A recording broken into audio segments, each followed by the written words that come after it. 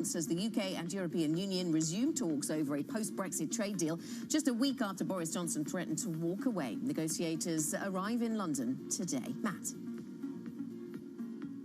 All right, take a look at European futures this morning. We are looking at red arrows. Although relatively slight in London, FTSE futures are down only 0.2%. DAX futures are down a little bit more than 0.5% right now. As we start the live cash trade, you can see the global macro movers screen here. Hillary's left her cursor right in the equities index column so that you can see where the cash trade will kick off. The FTSE starts down 0.1%. The Spanish IBEX starts down 0.6%. As these markets start to trade live, of course, that column will populate, but you can expect to see red arrows and darker red on the continent than you do see in London. The CAC 40 you can see now open down about 0.5%. So European markets are opening lower. That's as the virus outbreak worsens across the continent, with German new virus cases hitting another record. Greece and Italy also reporting new daily infection records. Rome is likely to follow the other Italian region, Lombardy, and institute new nighttime curfew as soon as today. So people are getting more and more serious about this second wave. Joining us now is Jeremy Thompson-Cook, Equals chief economist. Jeremy, what do you see in terms of this second wave and how it's affecting the economy? Is it starting to really hit businesses? We just heard our editor in Zurich, Zoe Schneeweiss, say that half of the small and medium companies could go bankrupt within a year. 1 in 6 in France and Italy say they could go bankrupt in the next 6 months. Yeah, excuse me, and it depends on where we are, which sectors and in which countries you are looking at, depending on obviously the support mechanisms that the respective governments have put in place. Here in the UK, for example, we are expecting an update from Chancellor Sunak later on today to talk about maybe an extension or an enlargement of the winter economy plan. And because obviously the signs are that businesses are very, very worried that while they were ably supported through the first wave, that maybe more fiscally prudent governments are saying that the support during a second wave, during a winter, isn't going to be quite as fulsome as it was. So this second wave will actually be the true test of how supportive governments really are. Everyone knew that something had to happen with the first wave. It was a virus, a pandemic that no one in living memory had seen. But whether people have learned lessons or learned the wrong lessons from the first wave will become particularly clear, as said in the government response over the course of the next month or so. And so, Jeremy, good morning. Are you expecting to see much more variation then across Europe this time around in terms of how each individual government responds? Yes, and I think that we've already started to see the more socially secure, if you could put it that way, governments extend their furlough schemes, Germany and France into the course of next year, whereas those, let's say, on the maybe more fiscally prudent side of things, are just waiting to see exactly how this second wave hits, how large this wave is, and how big an effect it has on the parts of the economy which have been able to go back to work. Obviously, certain parts of the services sector, hospitality, for example, has been particularly hard hit over the course of the spring and summer months, and so we know the residual impacts there. But for high-skilled manufacturing, for example, they have been able to go back to their places of work. Will they have to shut as well? And so it seems that the European European leaders and businesses are coming together and working out that this winter is going to be tough, regardless of the stimulus that has been offered, and hopefully other governments also listen to that as well. Where do you see? Which industries do you see that are better prepared for a second wave? I mean, it does seem like markets are giving autos, for example, the benefit of the doubt. Yeah, you look at the K-shaped recovery, and you look at it and see exactly how businesses who are reporting earnings right now, businesses who have been able to weather the storm over the course of the summer and be able to pick up revenue from consumers who had stimulus checks in their pockets, and be able to say, right, we are still able to bring in demand into our business because people have money. Obviously, they're, you know, healthcare, autos, as you said, they're the ones that people are going to be focused on. Anything hospitality driven, you know, the airline sector, for example, over the course of, you know, we know that European tourism, for example, obviously falls off a little bit over the course of the winter months. If they don't receive bailouts over the course of the next couple of months, it's going to be a really tough time for them. So you are going to see that kind of divergence within European sectors moving forward. Jeremy, how do you think, as an economist, how would you advise governments to think about viable jobs? Because the term has been used certainly a lot in the UK, but it seems to mix up two things. Some people, when they talk about jobs that are not viable, are talking about sectors that are facing structural, long-term challenges. And sometimes we're talking about jobs that are in trouble because of the pandemic and will no doubt be viable on the other side. I guess we need to find new terminology for this.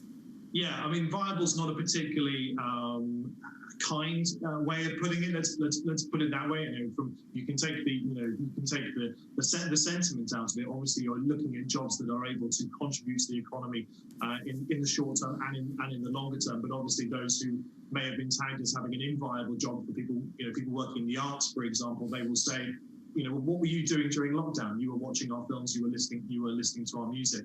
The one thing I would say from an economics point of view, and this is absolutely crucial, is that we need to see governments invest at the moment, and that is investing in people, investing in jobs, investing in infrastructure, because the investment, the weight of investment that a government is able to put behind these sectors will make those jobs viable in the longer term. It is not government's position to be able to say your job is, you know, your job's no longer viable, and we will no longer fund your industry, because you can't do that in the midst of a pandemic unless you are giving some form of wage support program, which obviously is sadly lacking in a fair few advanced economies at the moment. There will be structural changes as a result of this, but the level of support that is available will limit the scarring longer term.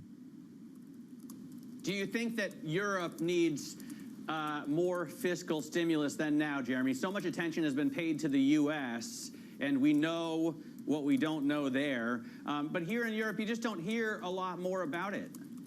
No, and it's, you know, it's an important thing to realise is that if we are seeing fiscal stimulus around the world, the Europeans will eventually have to come to the party as well. I think the way that the market is looking at it now is the belief that the social safety net is a lot more engendered within European economics and European politics.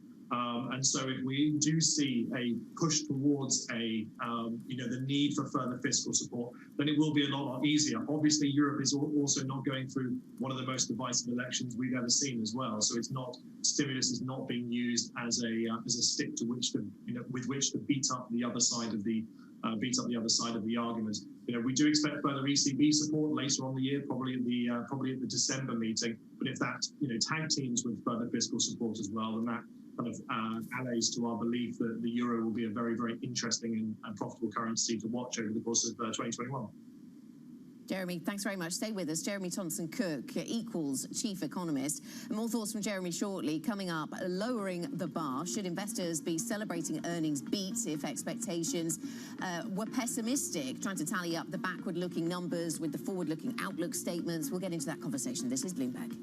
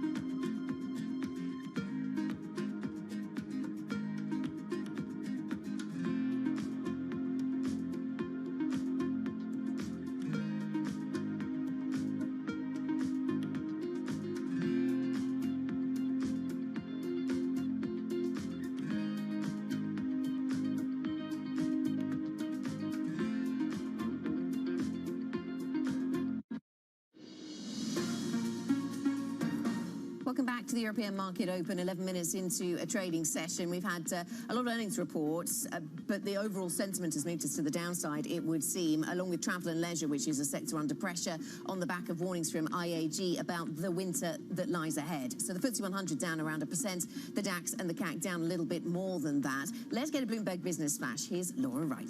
Thanks, Anna. Unilever's growth accelerated in the third quarter, driven by demand for hygiene products and comfort food. The pandemic fueled sales of ice cream, with the owner of Ben & Jerry's seeing a 4.4% increase in underlying sales. The strong performance echoes results from other consumer companies. Florida is luring its biggest hedge fund name yet, Paul Singer's Elliott Management. Sources tell us that the $41 billion firm is moving its headquarters from Midtown Manhattan to West Palm Beach. It joins a growing list of funds moving to the Sunshine State. Florida has no individual income taxes, no estate duties or capital gains taxes. ExxonMobil is planning a number of layoffs, but in an email to staff, it did not specify how many. It comes as low oil prices are forcing the company to delay major projects. Chief Executive Darren Woods is also mounting an extensive defense of fossil fuels, saying they aid in global prosperity by making energy affordable. That's your Bloomberg Business Flash. Matt, Anna.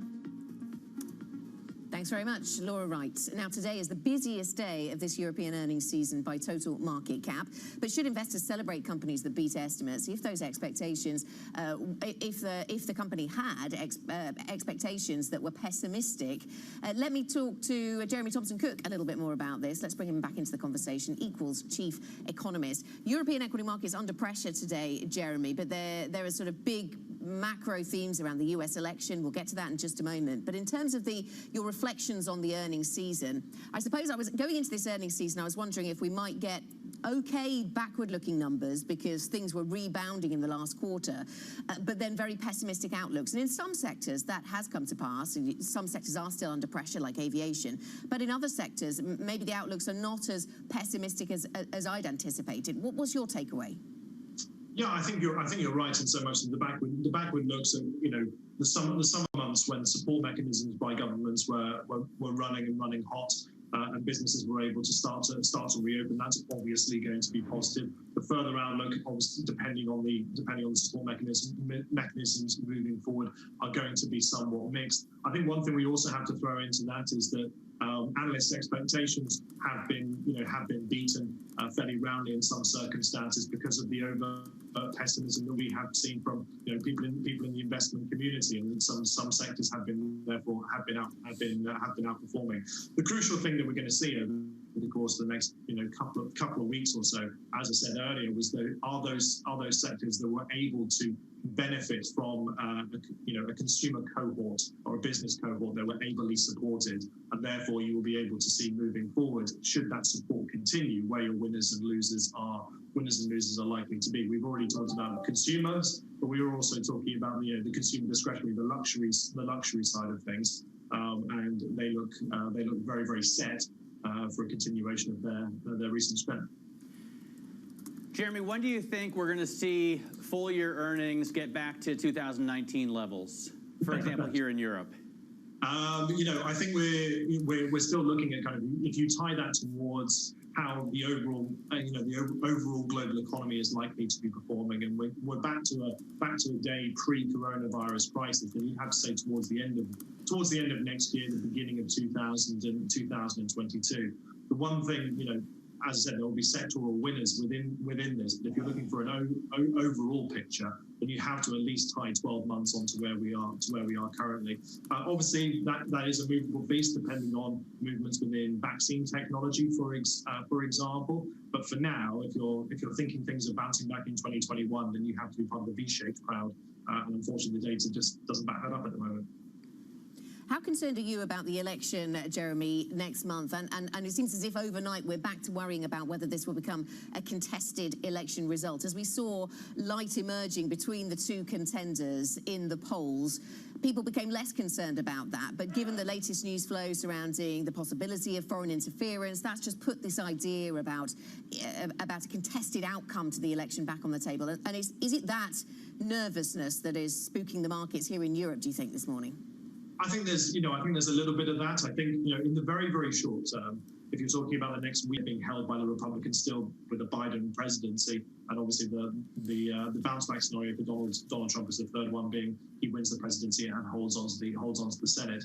And if we continue to see markets price in a blue wave, which we have our doubts about, then this US dollar will continue to weaken. And if it's a blue wave, then I think that's the kind of scenario where if there was a lawsuit that came forward from the Trump campaign saying it was stolen for us, we're seeing election tampering in Illinois, for example, then it would be thrown out pretty quickly. It's the central scenario of the Republicans holding on to the Senate and losing the White House that could be the most problematic, and therefore see further USD strength. So is that the reason you have your doubts about a blue wave? Do you think it's not going to go the Dems' way, both in the White House and the Senate? I think there are some Senate races which, if you look at the national race, it does seem fairly locked in that Donald Trump has over the course of the next 12 days has an almost Herculean task to be able to bring voters back onto his side, whereas the Senate, the Democrats need to hold on to every single seat they have and put 3 on. If there were two states that I would say you have to pay attention to, you'd be looking at the Carolinas, you may be looking at Montana as well. We have our doubts that the Democrats will be able to make gains in those parts of the world, and if they don't, then you're back to kind of 51-49 Republicans, and if that happens, as I said, then the Biden first 2 years are going to be gridlocked by a very antagonized Republican Senate. Okay, thanks very much. Thanks for explaining your thoughts on that front, Jeremy. Jeremy Thompson-Cook, Equals chief economist. Jeremy will be continuing his conversation with Matt and I on Bloomberg Radio. That's at 9 a.m. UK time this morning. 18 minutes into the trading session then here in Europe, and coming up, electric future. Tesla beats on profit and reaffirms its goal to deliver 500,000 cars in 2020. More on this story next. This is Bloomberg.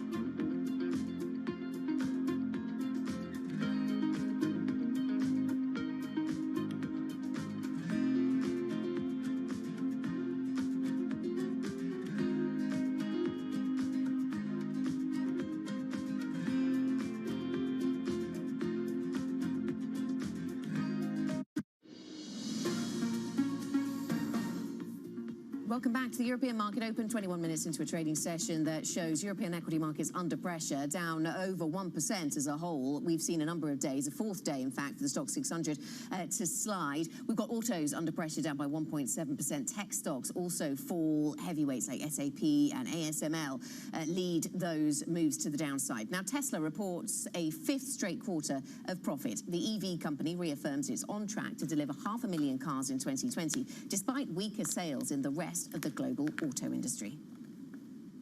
I do not think we lack for desire for our products, but we do lack for affordability. And so we have to improve the affordability of our products so they are not out of reach of people. We want to bring them more in reach over time, but also improve our cost of production. Joining us now, Bloomberg's reporter Stefan Nicola, who's been following this story closely. Stefan, give us some details then on the numbers during this earnings season. Yeah, of course. Good morning. Well, first of all, we should mention that Elon Musk, who hasn't always enjoyed analyst calls, as we know, was in a great mood after what he said was Tesla's best quarter in its history. Gross margins and operating margins both rose, meaning Tesla is making more money from each car. There was a lot of talk about sort of vertical integration. Tesla makes a lot of its own parts, and that really separates the company from other automakers. And we have to remember all that in the face of a pandemic that has devastated auto sales elsewhere. We have to, I can't just skate past the beautiful coincidence that your name is Nicola and you cover Tesla. Just want to have mentioned that in case viewers are laughing a little bit about it. Stefan, let's talk about this quarter, the fourth quarter. What's the outlook for Tesla now?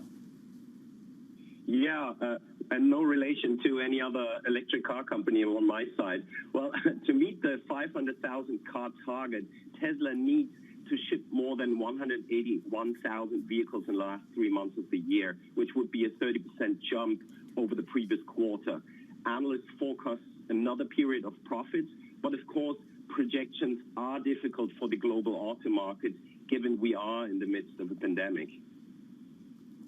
Tell me about regulatory credits. What are regulatory credits in the Tesla context? What do they mean for the EV maker? There's been some concern about those.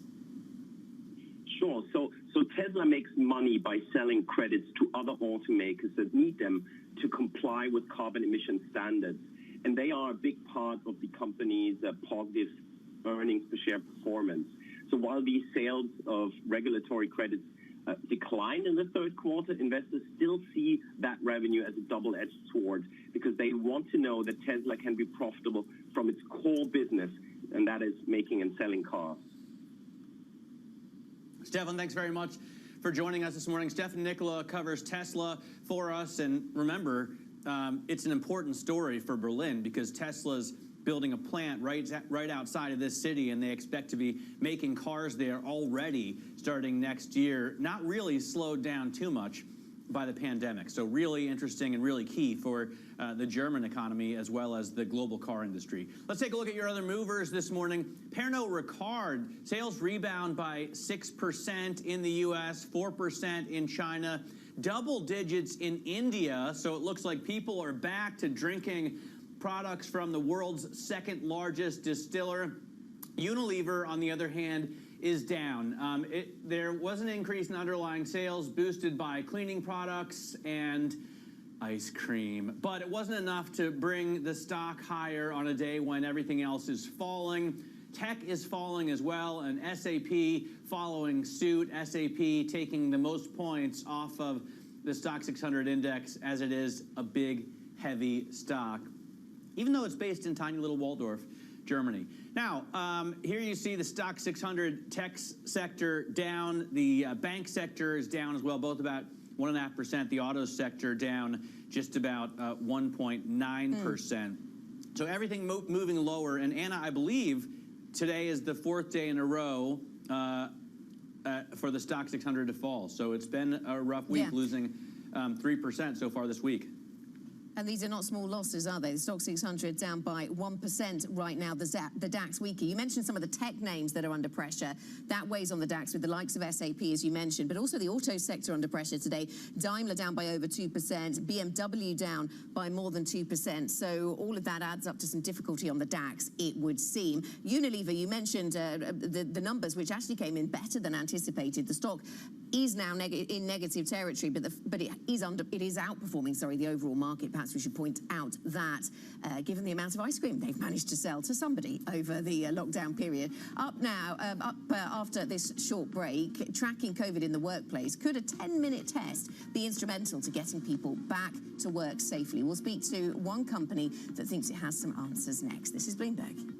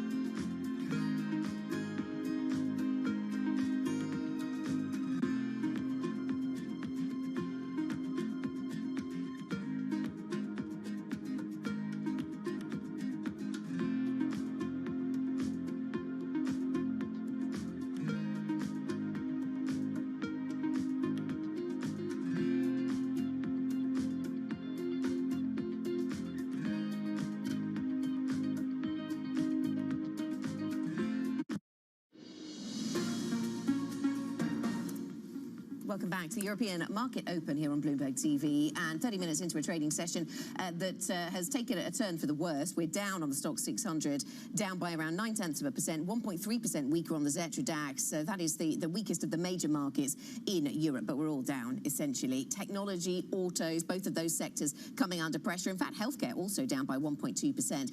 Only travel and leisure seems to be moving to the upside, which might seem slightly surprising given what we've heard from British Airways, from British Airways parent IAG today, and given the way that particular stock performed out of the gates this morning. But others in the leisure space seem to be moving to the upside. Let's get a Bloomberg First Word News update. Here's Laura Wright. Thanks, Anna. The UK and EU will resume talks over a post-Brexit trade deal amid growing signs an agreement is in sight. Negotiations will begin in London today with the aim of an accord by the middle of November. It comes less than a week after Prime Minister Boris Johnson suspended the discussions, saying the EU wasn't willing to compromise. There seems to be further progress on a stimulus deal in Washington, but Senate Republicans are continuing to raise objections about the size of the package. A spokesman for House Speaker Nancy Pelosi says Democrats and the White House are getting closer to agreeing on legislation. They floated the idea of a final vote for stimulus after Election Day. Sources tell Bloomberg a participant who died during AstraZeneca's COVID-19 trial in Brazil had not received the company's vaccine. The pharma firm cannot comment on individual cases, but its partner, Oxford University, says it has no concerns about safety. In the US, the vaccine program Warp Speed says it expects trials from Astra and Johnson & Johnson to restart as soon as this week. Nigerians are defying a curfew after security forces cracked down on protesters in Africa's most populous city of Lagos. Hundreds of young people returned to the streets amid ongoing demonstrations against police brutality. They blocked roads, chased cars and set tires on fire. Amnesty International says at least 56 people have now died amid the violence. Global news 24 hours a day on air and at Bloomberg Quick Take, powered by more than 2,700 journalists and analysts in more than 120 countries. This is Bloomberg. Anna, Matt. Laura, thanks very much. Laura right there in London with your first word news. Now, as people return to offices, companies face the challenge of limiting virus infections in the workplace.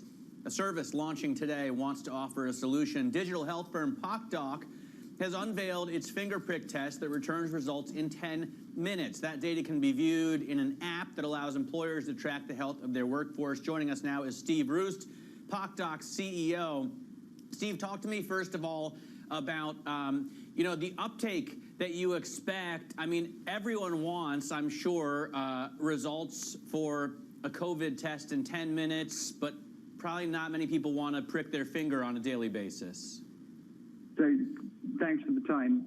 Digitally enabled rapid testing is the solution that we need, and that's what PocDoc provides. So we provide everything that an employer would need to test their workforce. We provide the test, which has results in 10 minutes, as you said. We provide the staffing and the logistics to come in and do everything that you would need. And we provide the technology to capture the data and provide a dashboard back. In terms of whether people want to prick their finger or not, we've tested this through pilots thousands and thousands of times, and genuinely that is not an issue. Imagine if you had to write down results from testing 100 people on a bit of paper. That's impossible, but our PocDoc solution is really the final key to unlocking rapid testing. So digitally enabled rapid testing really is the only way to solve this issue of getting staff back into the workforce.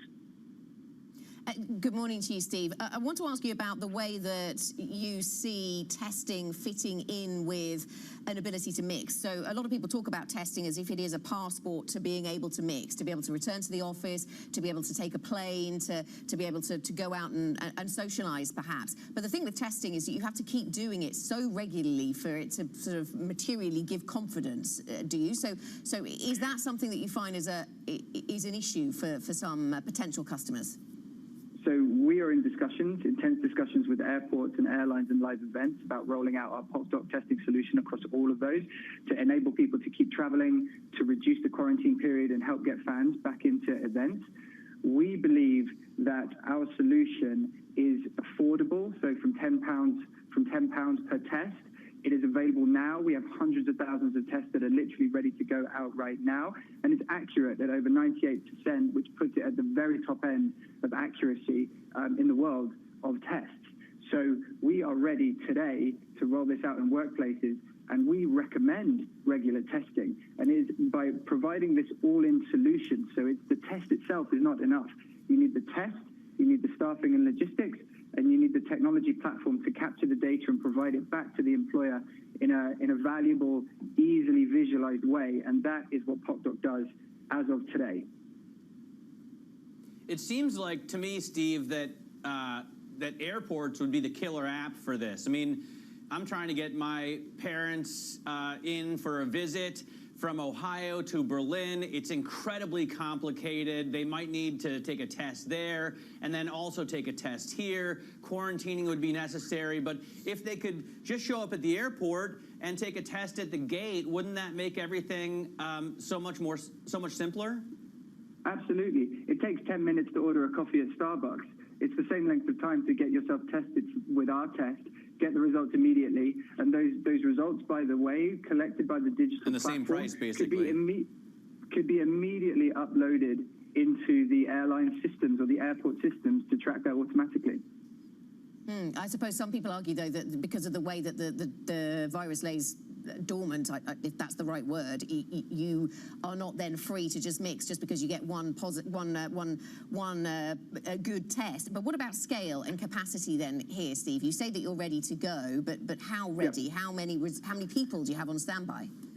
So we have hundreds of thousands of tests that can be rolled out as of today.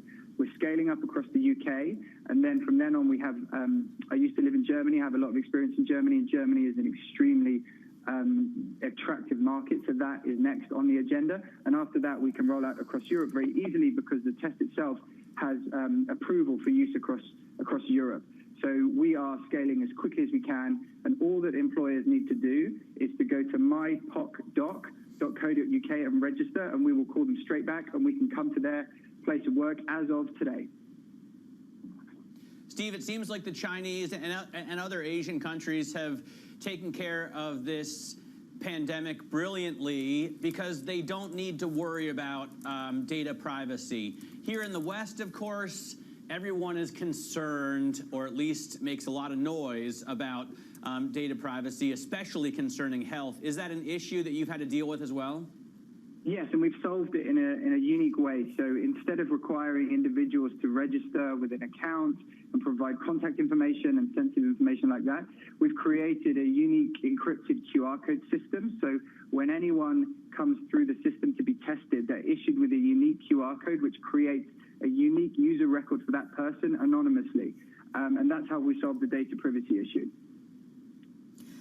But it sits on an HR system, so they can still identify you, I suppose. Exactly. So we work on the back end. We have our cloud systems that can integrate with HR systems, can integrate with authorities and Yes. companies to ensure they get that data. But on the ground, our testing staff are trained to provide direct diagnoses to people who test positive with a triage path with recommendations about what they do, so that those people can be dealt with immediately and either isolate or other measures.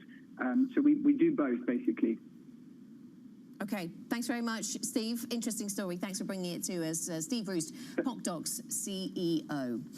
Investing in liquid gold. A new report says that an increasing number of investors are turning to whiskey to hedge against COVID-19. Up next, we speak to the Whiskey and Wealth Club. This is Bloomberg.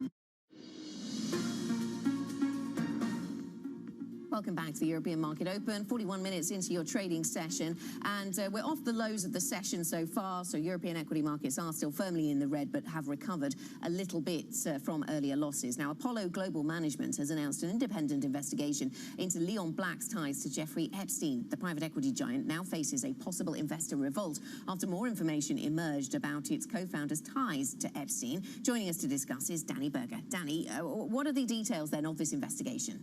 So Apollo yesterday filed this 8K with the SEC, and in it they say that Leon Black himself asked for this independent investigation. So they're going to hire an outside law firm, and in the company's own words, the law firm will review and confirm what Leon Black has already said about his relationship with Epstein. That is, that it was professional, and Apollo itself wasn't involved. There were no dealings between Epstein and Apollo. Now, this renewed scrutiny came about because of a New York Times story last week. The New York Times saying that Leon Black wired Epstein about $50 million in 2008 after Epstein was convicted of soliciting prostitution from teenage girls.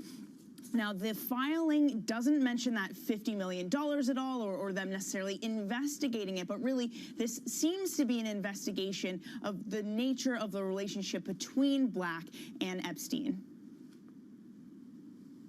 But of course, that $50 million is the bottom line here, Danny. I mean, the question is, did Leon Black or Apollo wire Jeffrey Epstein $50 million? And if so, for what reason? I mean, that's the kind of thing that freaks investors out, because it seems unlikely that Jeffrey Epstein would have offered Apollo or Black $50 million worth of services. Yeah, exactly. Well, look, again, we don't know the nature of that $50 million.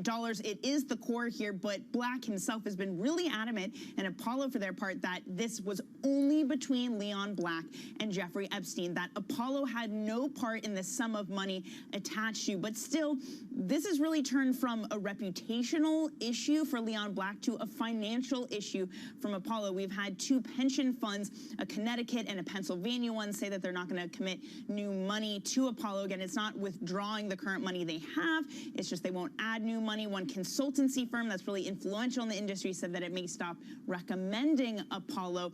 But part of it is just, if you're a pension fund, even though we don't have the details of what exactly happened here, there's a lot of politics that they have to deal with, and it doesn't look great to be involved in a firm whose relationship with Jeffrey Epstein is perhaps questionable. Again, we don't know that by any means for sure at this moment, but Apollo does depend on raising multi-billion-dollar funds rather, to keep the ship going. And Leon Black himself is someone who is acutely aware of this. In their last investor call, when he was asked about his relationship with Jeffrey Epstein, one of the comments he made to that was to say, there's nothing more important to us than our relationship with our investors. Matt, Anna? Danny, thanks very much. Danny Berger bringing us the latest on that story. 8:45 here in London, 9:45 if you're in Paris or Berlin. Now, if you're looking at two alternatives to hedge against COVID-19 market risk, you may not have to look much further than your whiskey cellar if you have one, or create one. The Whiskey and Wealth Club says that cask whiskey as an investment is becoming increasingly appealing. In a new report, they reveal that 32% of investors are willing to invest in casks of premium Irish whiskey or Scotch whiskey. Joining us now is Jay Bradley, Whiskey and Wealth Club co-founder. And Jay, I joked there about creating your own whiskey cellar, but I suppose the point of this is you maybe don't have to, because you invest in whiskey that is elsewhere. Tell us a bit about how investing in whiskey works.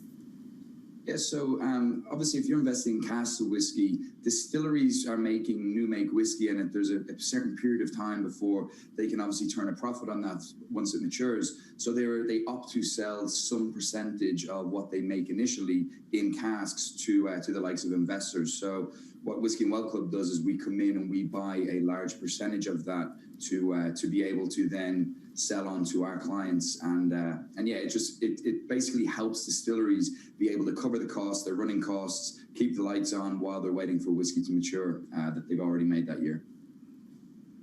So is this only Irish and Scotch whiskeys? I know the Japanese are very big into whiskey now. Personally, I'm a big fan of Kentucky bourbon. Are investors limited to just those two countries? No, I mean, right now, they're the two countries that we focus on at Whiskey and Wealth Club. Obviously, there's some other people working in the bourbon markets. Bourbon matures a lot quicker than the likes of Scotch or Irish whiskey.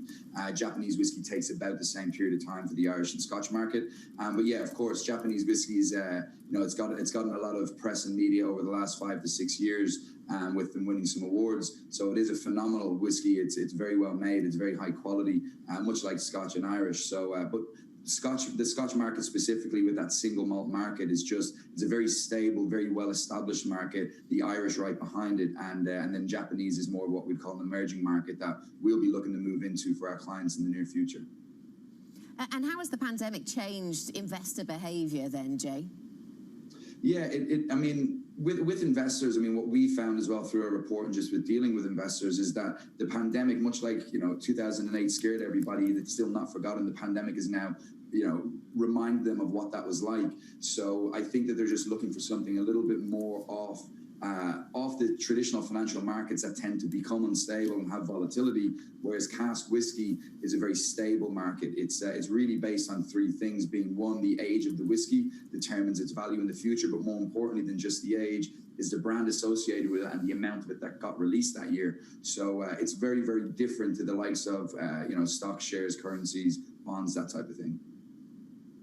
Well, and we have seen, Jay, that luxury items or things that are incredibly short in supply still demand top dollar in in a recession. So what kind of price class are we talking about for a cask of really high-end sought after whiskey? Yeah, it's a great question. So whiskey tends to all start at around the same price. Some brands you will pay more for. When we buy from a distillery, a well-known distillery like Bunnahabhain, they might be selling casks or people selling casks of their new make for 5 to 10,000, whereas we'll come in and buy a massive bulk and be able to put our margin on it and only sell for 3,000, for example. But over time, depending on the distillery, unknown mass-produced facilities that make 10 million liters of whiskey a year, their casks don't sell for that much in the future. Whereas something like a Macallan or a Dalmore, that same age whiskey, where it's, say, for instance, it's a mass-produced facility, their cask, you might buy it for 2,000, but in 20 years might only be able to sell it for 15,000. Whereas if you had something like a Dalmore or the Macallan when it's 20 years old, you can get closer to 200,000 for it. Other brands like Lefroy's or Bunnahabhain's, who we deal with, brands like that might sell for 80 to 90,000. So it's very important to make sure you're not just buying a cask of whiskey that's from some mass-produced facility that make millions and millions of liters of whiskey a year. The ones that are making smaller production and then have brands that sit on shelves that people want to drink because they're familiar with that brand, that's where the value lies in. Jay, thanks very much for bringing us the story. Jay Bradley, Whiskey and Wealth Club co-founder. Up next on the programme, Bund rally to resume as the focus shifts away from global inputs back to deteriorating domestic fundamentals in Germany. What does that mean? We'll talk about that with Richard Jones, Bloomberg's Market Live FX and rates strategist in Berlin. This is Bloomberg.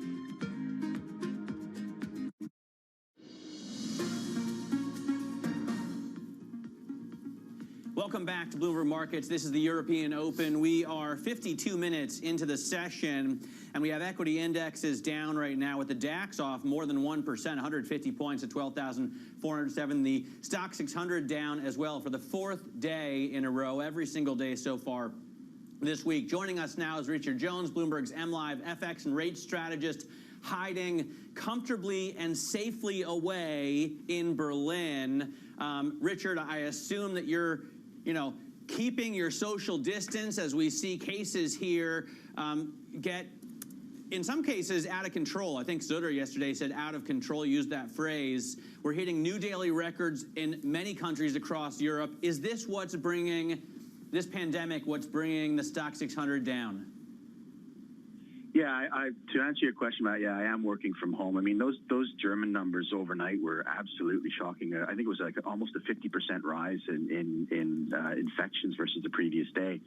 And I do think that is what is weighing on the European equities. And I also think it's something that is going to continue to weigh on European bond yields, especially German bond yields. The Bund rally, I think, that we've seen over the past few weeks will pick up a momentum again. And I think it's because the focus is going to shift away from the global inputs that we've been seeing over the past week or so and focus back on those deteriorating domestic fundamentals. I mean, since Friday, we've had the 10-year German yield push up about 3 basis points. And I think that's largely because we've seen a move higher in U.S. Treasury yields. But I think that's been a really modest retracement, and I think the yield still remains near the 7-month low that we saw last week. So I don't think bonds and equities are going to be able to ignore the realities of the deteriorating hard data and sentiment readings that we've seen in the euro area. I mean, that German consumer confidence data that we saw this morning for November, it slid to the lowest level since July, and I think that sort of data releases that we're seeing, in addition to the hard data, I think has been a key driver for what has been increasingly dovish ECB messaging in recent weeks. I think that's going to keep bond yields from rising much more, and I think it's probably going to keep a cap on equities in the near future as well.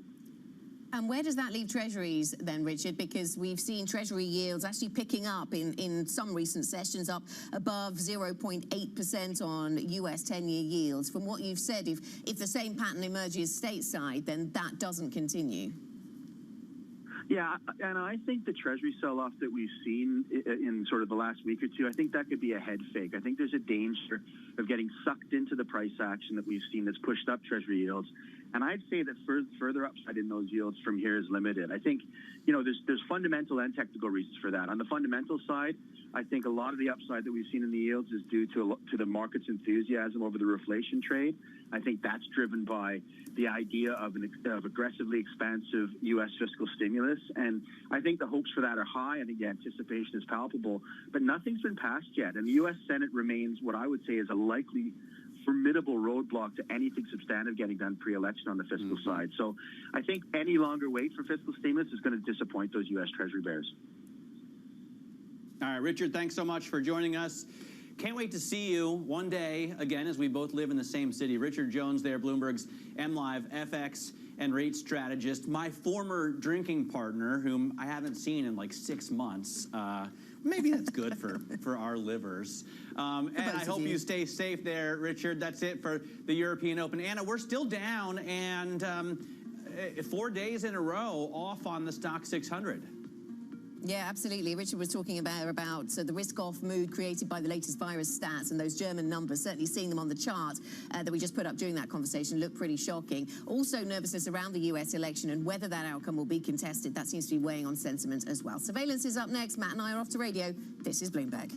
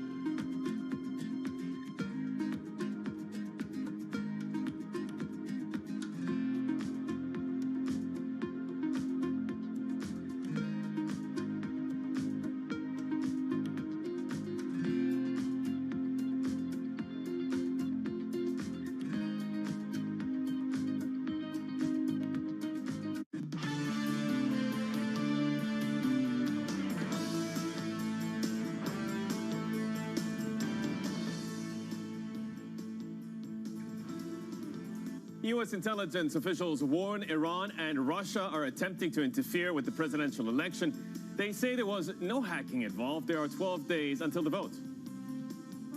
Spain is the first nation in Western Europe with 1 million virus cases. In Italy, Rome is considering implementing a nightly curfew from tonight. And U.S. hospitalizations, they're at a 2-month high. And the UK and the European Union resume talks over a post-Brexit trade deal just a week after Boris Johnson threatened to walk away. Negotiators arrive in London today, and the pound pairs gains after jumping to a 6-week high.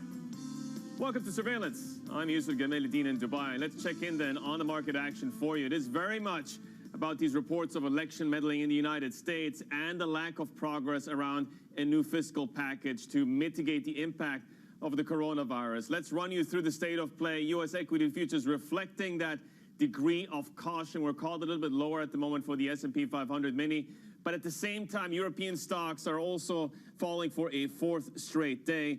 Look out for what's happening in the bond space, because the Bund rally is likely to pick up momentum again as the focus shifts away from global inputs back to some of the deteriorating domestic fundamentals. Think along the lines of the German confidence data that we got. Yields remain near the 7-month lows that we saw last week.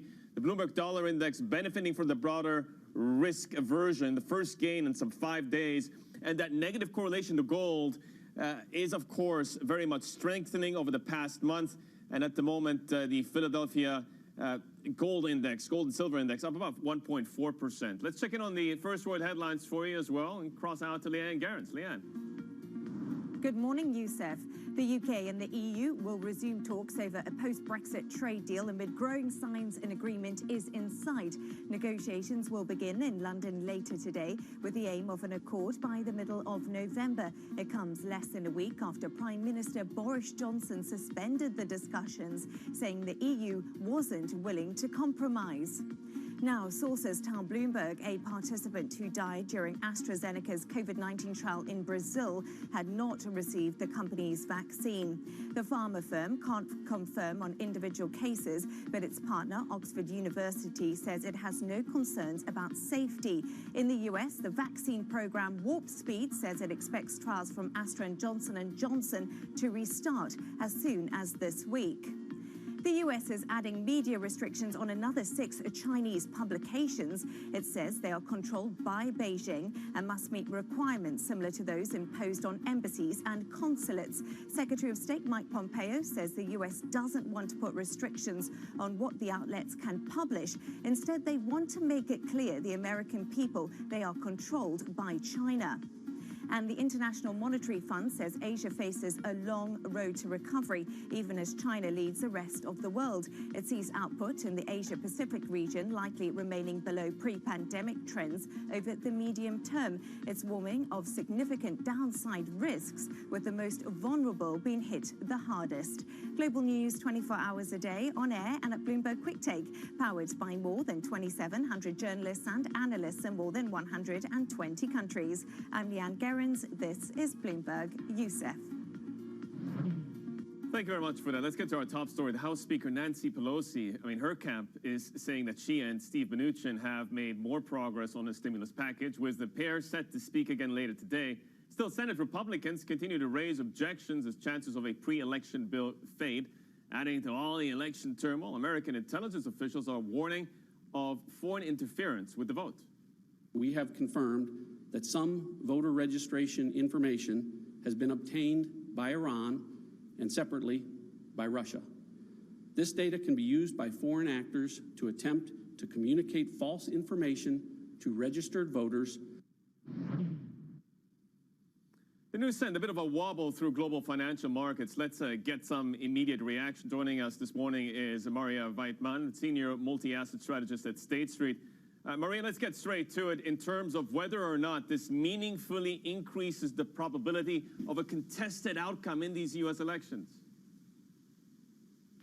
Yes, good morning, Yusuf. Good morning, everyone. I think you're absolutely right. The contested election is the highest risk for the market. And I suspect we're yet to see, the probability recently of contested election has come down. And we suspect that's to do with leads that Joe Biden has built up in polls. So we are yet to see that change. But longer term, I think that's really kind of the big risk for investors in a kind of short term to get through the election. Once we're over, we can get back to what drives markets in the longer term, and that earnings, that's interest rates, and that's where we kind of really try to focus our attention. So it's really kind of getting through the next couple of weeks in a kind of more stable fashion. I mean, I'm looking through what Ms. Pelosi was saying, the Speaker of the House in the United States, and she says there will be a bill, it will be bigger, it will be better, and it will be retroactive. I mean, as far as you're concerned, it doesn't really matter whether we get it before the election or after the election. But the market would beg to differ with that if we have looked at some of the recent moves. Yeah, no, I think like a short-term volatility absolutely going to be very, very high in next couple of weeks. But if we think about kind of building a portfolio for kind of medium-term outlook, that's what we know right now is that we will have a bill. We will have a fairly expansionary policy. And that to us is probably kind of more is a better thing to focus on, is how expansionary policy will be in the future, other than trying to kind of second guess the short-term volatility in the market. In terms of the recommendations you're making to clients at the moment, Ricky Sandler, a hedge fund manager who needs little introduction, he is bringing up the argument out again that it's time to rotate into value. And he points out that value stocks are trading at the steepest discount to their growth counterparts since the dot-com bubble. It's time to buy these beaten down names. Would you subscribe to that? Actually, I'll very respectively beg to differ. I think we talked about growth stocks for years, and I have to say every single year I was asked, but what about valuation? What about valuation? That was asked year ago, 2 years ago, 3 years ago, and growth stocks have been kind of re-rated and re-rated. And yes, they reached even kind of next kind of milestones in terms of their valuation. But for us, there have been 3 key reasons to like growth stocks. One is a slow and kind of very uneven earnings growth, and overall earnings growth is fairly moderate, but with a lot more earnings potentially in those growth stocks that we are seeing in technology, in consumer discretionary sectors, healthcare sectors, and very little in value stocks, financials, energy stocks. They expected earnings growth next year in 2021 is earnings level is expected to be below pre-COVID level. So that's a concern. So you don't have this underlying earnings growth. And secondly, interest rates. Interest rates are expected to stay very, very low for a long time. And we've seen kind of 10, 20 basis points kind of recovery in Treasury, and that supported some of the value stocks. But you do need to see a lot stronger recovery in bond yields, and that's very difficult to imagine right now. And the third reason, it's really kind of pandemic related, that we saw recently, is that there's very close link between growth stocks and quality stocks. What we've seen in growth stocks is that they have very strong balance sheets and lots of cash on their balance sheets, lots of more predictable earnings growth, and that's what investors really like. I want to just, if I can just interject here, because we're a little bit tight on time, and I do want to get your view as well on U.S. Treasury yields, because we saw them move up to a 4-month high, and even though that was a notable level, it was still within quite a distinct range in the bigger picture. What's going to help them break out of that range? Or maybe is that going to be a plan doomed to fail, given some of the stealthy yield curve control that might be taking place? I think you're absolutely right. I think we don't expect interest rates to go substantially higher from here. I think the big issue is that we know that Fed has told us that they're not going to be active for many, many years, and that's what kind of the futures curve pricing, that there is no rate hikes for the next 5, 6, 7 years, or very minimal. So that's there. So that's quite a big kind of cap on where rates can go to. But more fundamentally, what you need to see for yields going higher is very kind of substantial economic recovery to get inflation, to get growth, and that kind of will naturally force rates higher. And I mean, that's maybe on the card with vaccine, but we are yet to see any kind of substantial development there. So it's still too early to talk about it. So no, we are not expecting higher rates in kind of substantially higher rates. A lot of potent insights there, Maria. Thank you so much for making the time. We really appreciate it. That is Maria Weitman, Senior Multi-Asset Strategist at State Street. Let's get you a bit of a snapshot then of what's around the corner. The Swedish bank SEB, well, they're saying they're seeing limited effects from the pandemic on asset quality. Our interview with the company's CEO is coming up, and plenty more. This is Bloomberg.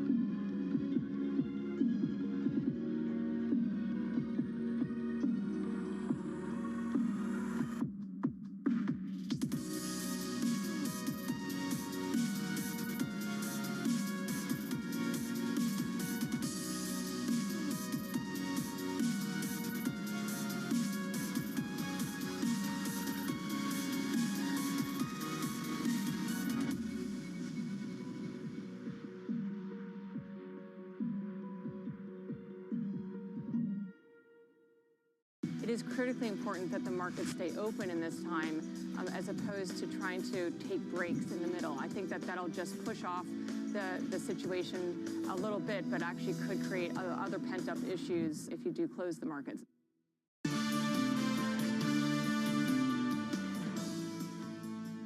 Economics, finance, and politics. This is Bloomberg Surveillance. I'm Yusuf Gameldine in Dubai. Let's get to the corporate earnings season. Focus in on what's happening with the banking giant, Scandinavia's biggest. Of course, the third quarter profit, they're topping analyst estimates at the Swedish bank SEB.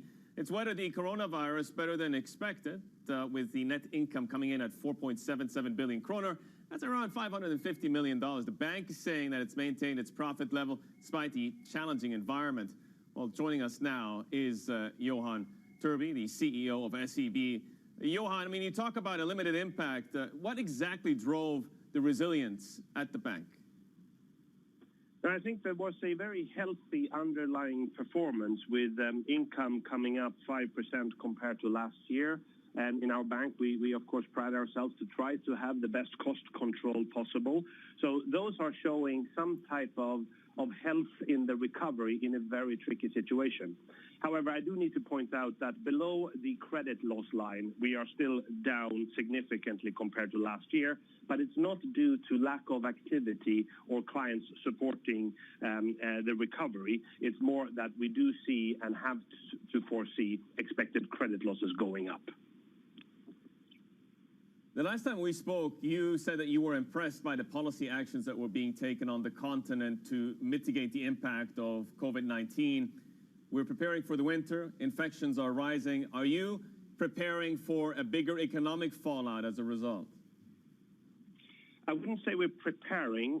We are doing some type of scenario analysis where this is a very plausible outcome. So I think if we were to look at it as a tennis game or something, we've just played the first set and we survived it. Now we don't know what the second one will bring. So we are very worried and therefore a little bit more cautious on continuation of elevated level of ECL. And I think the opinions they go in a different direction here around different banks, but we choose a more cautious approach. And I'm still impressed by particularly what's happened on the bankruptcy side for SMEs in this part of the world. So just a staggering statistic is that in September we saw more than 30% lower bankruptcies amongst SMEs in this country. So I think that must be explained by good government support that otherwise we would have had more. Has lending growth kept up with your expectations? What are some of the insights that you've been able to glean from that? Well, in a way, it's surpassed our expectations. That is that we've seen a very healthy increase in corporate lending and the demand for having liquid cash available for a rainy day. That was, however, mostly in March, April, May, and we've seen a tailing off of that type of, let's call it, corona-related demand. This is the type of financing that you put on the books as a corporate, but you don't necessarily draw on it, but you have it there for availability. So I think we're at an inflection point right now where that demand is tailing off. And in the spirit of restarting the economy, putting production facilities up to speed again, working capital need, which is more of a real firm requirement for capital, is now coming in, but we're still early days. Yeah. Johan, you've reconfirmed a previous decision not to propose a dividend during 2020. But what we're seeing with some of the other European lenders is that there's more and more of a push and a call to reintroduce dividends. Is that likely to be part of the conversation for you for 2021? Very much so. And just to be very clear, the board has confirmed the plan not to call an EGM during the calendar year of 2020 to propose a dividend for 19. Technically, there's still a window between 1st of January and the AGM for 2020, which occurs late in March. So there is still some flexibility. Generally speaking, we will definitely join forces with everyone who would like to reinstate dividends in a prudent, responsible way going forward. I look at your cost-to-income ratio, Johan, and clearly the bank's been able to make a lot of progress. And what I'm wondering is, to what extent the rising compliance charges threaten to hold you back from the kind of progress you've made as you go into the new year? Yeah, it's a very relevant question. To understand my answer, I think you just need to understand that for more than a decade, we used our cost control strategy in order to improve cost income, provide a little bit of income growth and keeping cost control. We have a cost base around 22-23 billion, and within that scope, we've had ample flexibility over the last years to invest quite significantly in the areas to fight financial crime, compliance, IT systems, etc. Last year, we did miss our cost ambition by a couple of $100 million, which we attributed to mainly increased investments in compliance. We do reiterate our cost target for 2021 today, but we are investing quite significantly in order to make sure that capabilities are improved. Johan Torgeby, we really appreciate your time, just running us through some of the ideas that are driving your thinking. Of course, the CEO of SEB. Well, coming up on the program, Facing the Music in Nashville, Trump and Biden go head-to-head in their final debate tonight. Discuss that next. This is Bloomberg.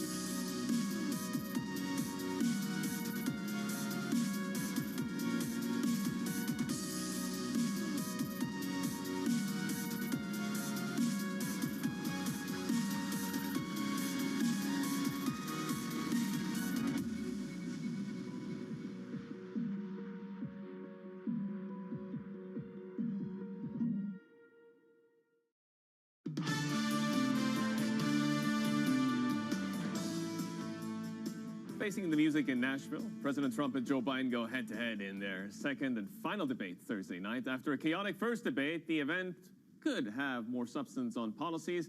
The topics will be fighting COVID-19, American families, race in America, climate change, national security, and leadership. Joining us now is Peter Trubowitz, International Relations Professor at the London School of Economics. Peter, I mean, going into this, I mean, how are the two candidates going to recalibrate their strategies to sort of make sure that they iron out any weaknesses ahead of the countdown? Well, they both face different challenges, it seems to me. I think Trump actually has more at stake this evening. He needs to close the gap in the polls with Biden, and he's really running out of time. You know, he's got like 12 days to Election Day. And the debate gives him essentially the last set piece moment, I would say, to convince the remaining undecided voters to break his way. And that really means convincing these voters that his performance in the first debate, that was widely panned for being too combative and unpresidential, was a kind of one-off. And it's worth remembering that presidents have come back from losing the first debate before. Obama did, against Romney back in 2012. So I think that's what Trump needs to do tonight. And, I think there are a number of things that he can do to try to turn things around. I'm happy to elaborate on those. I mean, last time we spoke, you pointed out that white, non-college educated voters could boost the incumbent president. I mean, how much of that is going to play a primary role for him in the coming hours? Well, I think that those are the voters he needs to reach, and there's probably, even though the percentage of undecided voters is fairly small at this point, that some of those voters that we're talking about, these blue-collar, non-college educated voters, fit into that category. And I think he needs to somehow reach out to them. And, there's a lot of talk about he needs to be less combative. He needs to hope that let Biden talk, so maybe Biden makes some kind of epic blunder. But I think what he needs to offer these voters is some kind of a sweetener and a sign of independence. And one thing he might do would be interesting is if he tries to push the stimulus package, and, whether Senate Majority Leader Mitch McConnell is for or against it, and just kind of lay down that marker. I think he needs to. That's a group of voters that they're trying to drive, and he needs to reach out to them. Yeah. Peter, we're going to have to leave it there. We'll see how the debate plays out. That's Peter Trubowitz, the International Relations Professor at the LSE. And we, of course, bring you live coverage of the final U.S. presidential debate. That's happening from 1:30 a.m. London time tomorrow morning. In the meantime, markets are treading lower amidst reports of potential meddling interference attempts from Russia and Iran, according to a top U.S. intelligence official. We didn't get a fiscal deal yet, and that uncertainty is also weighing. Stocks in Europe down about, that's half of 1% already. Look out for U.S. 10-year yields as well at 81 bips. Plenty more right around the corner. From Dubai and the rest of the world, this is Bloomberg.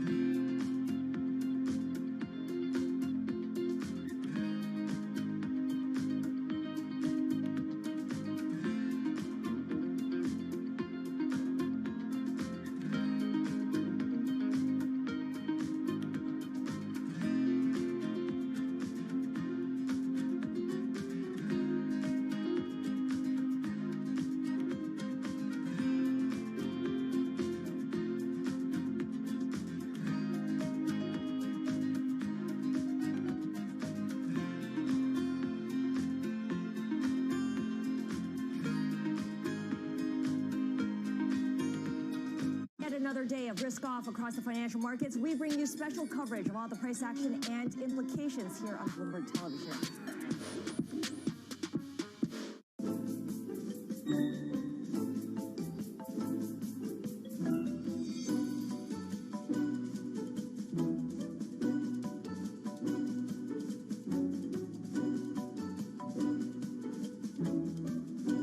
I was actually poor. No foreplay? Eat your bag of Lay's with a smile on your face. If all the diseases have been taken, I'll take a tax.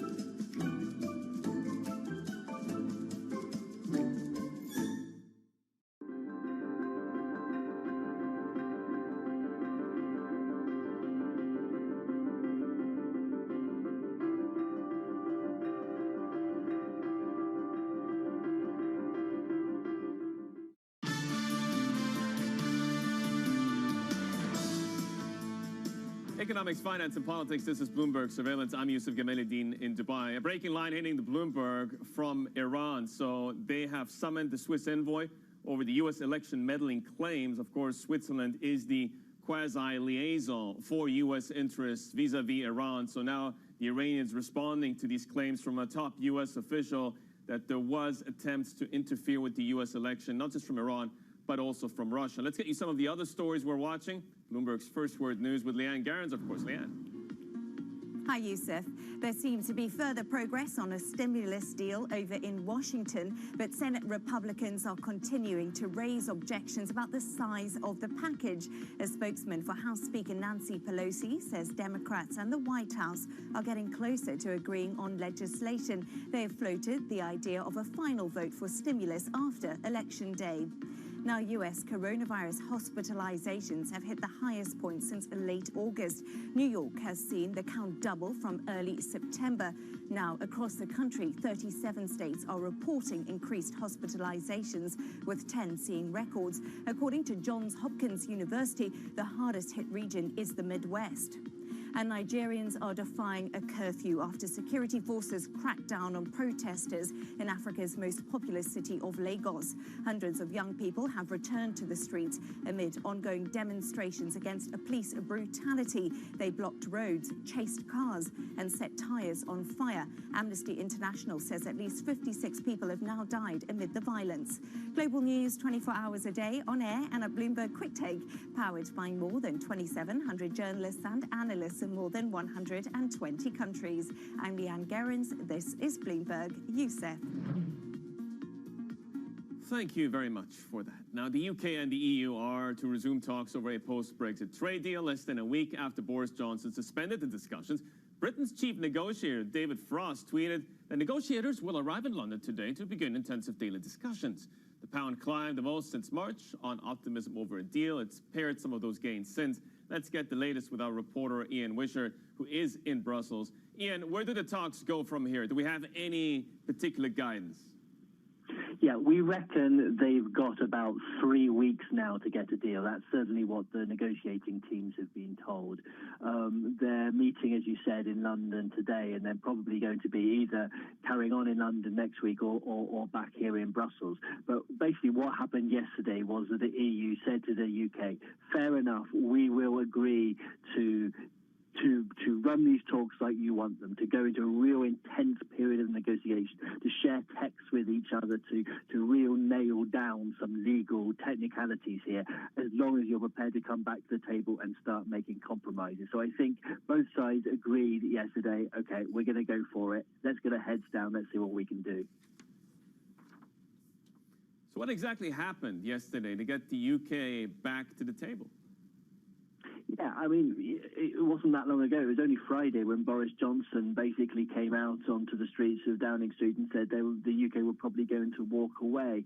But they were looking for the EU to basically give some signal that it was prepared to make compromises itself, that it was prepared to recognise the government in Britain were really keen that the EU came out and recognised that Britain was now a sovereign equal partner, not just like some old former EU member state. So Michel Barnier went to the European Parliament in Brussels yesterday morning and said these things, and that really unlocks the door to the negotiations resuming.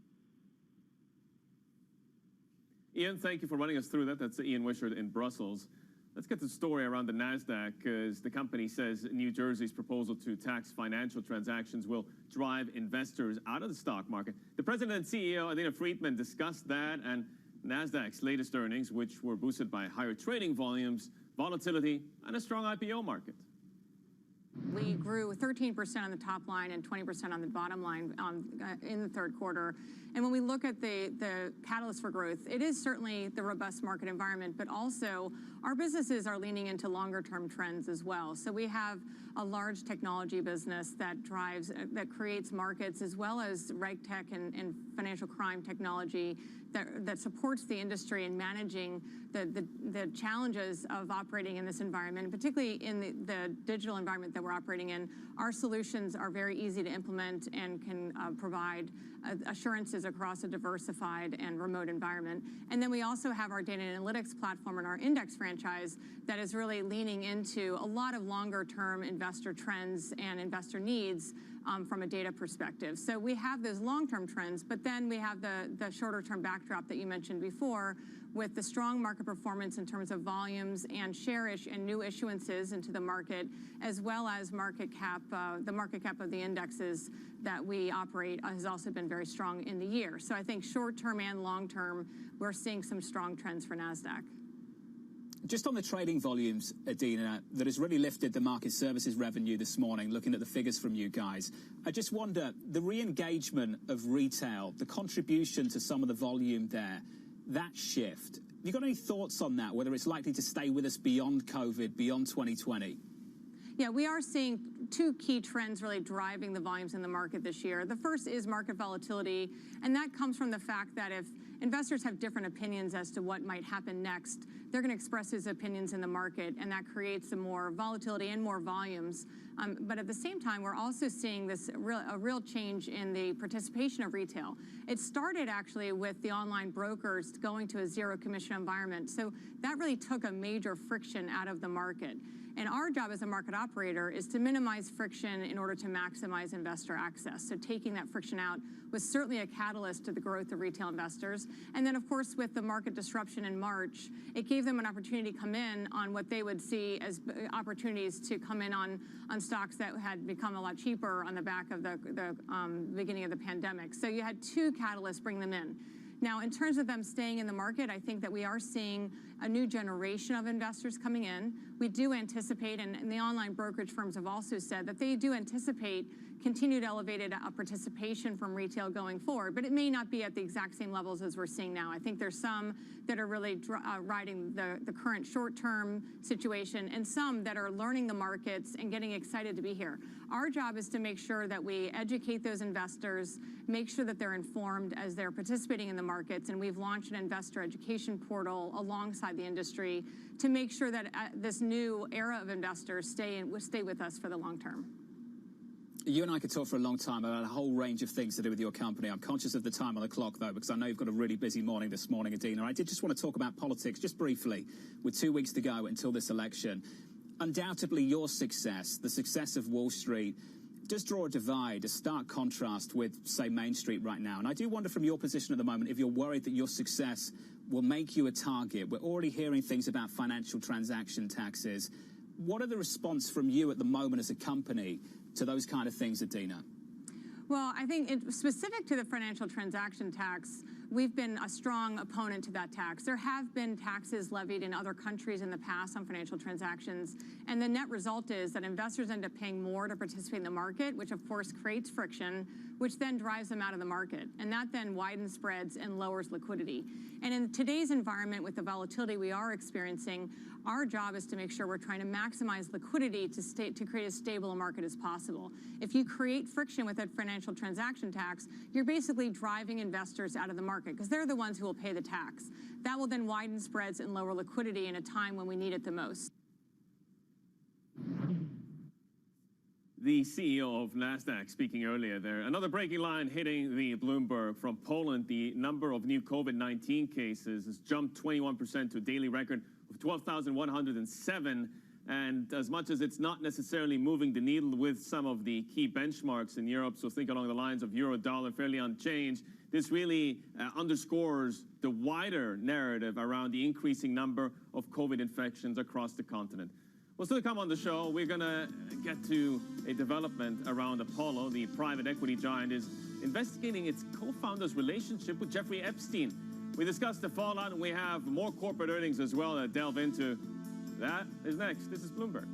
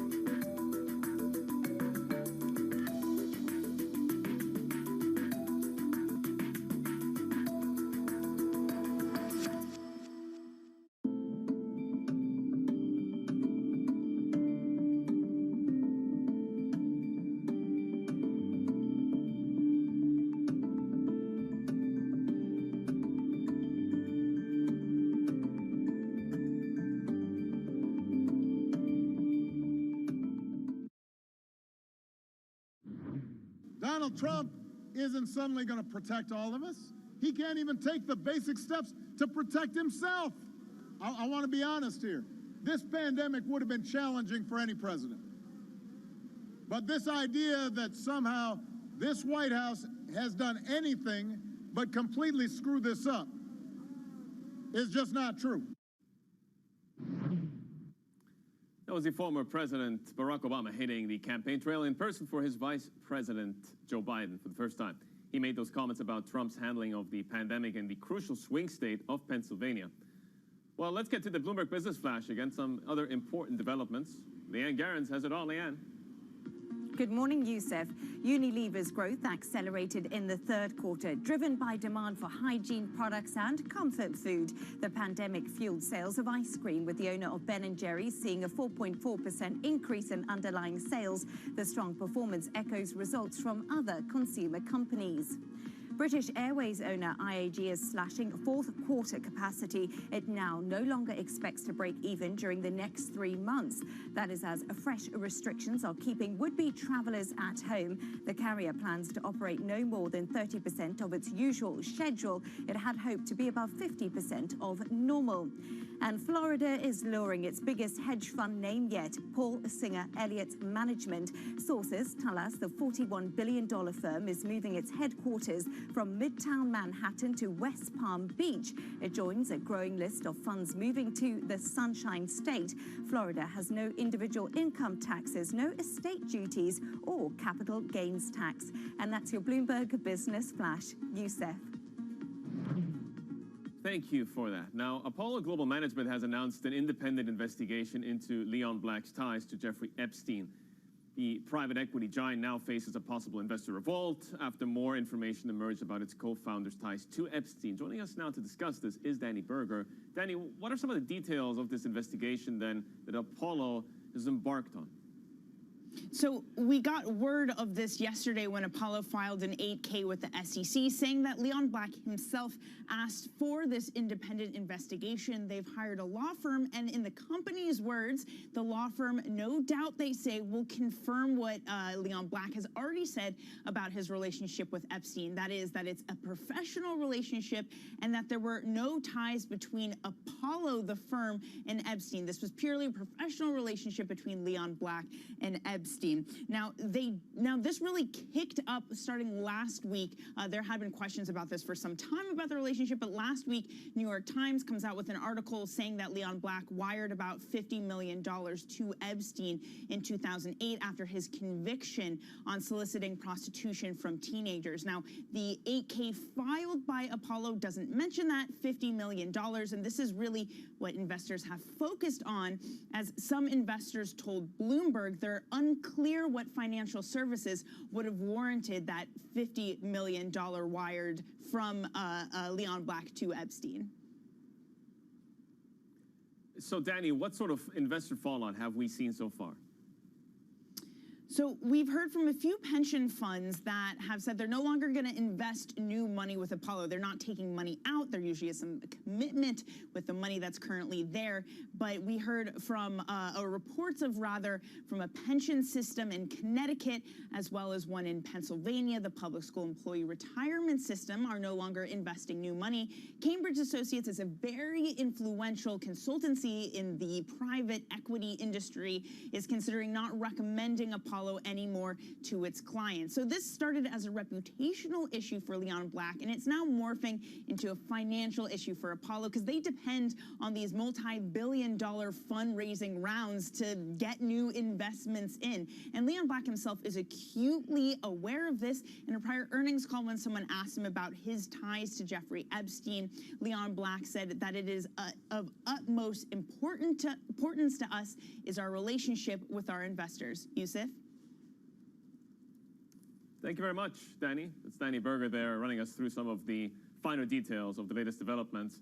I want to circle back to the market action, though, because it is, well, an eventful session, quite a bit of downside pressure on some of the key indexes across asset classes. S&P 500 mini futures at the moment called lower by 0.3%, smacked lower by news of potential U.S. election meddling by Iran and Russia and the lack of a deal on the fiscal front in the United States.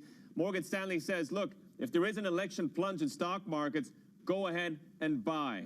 Look out for the German Bund movement as well. We are still with those yields near the 7-month lows that we saw last week. The confidence data we got early on in the day is weighing. The Bloomberg Dollar Index is up for the first time in 5 days, just underscoring the wider risk aversion.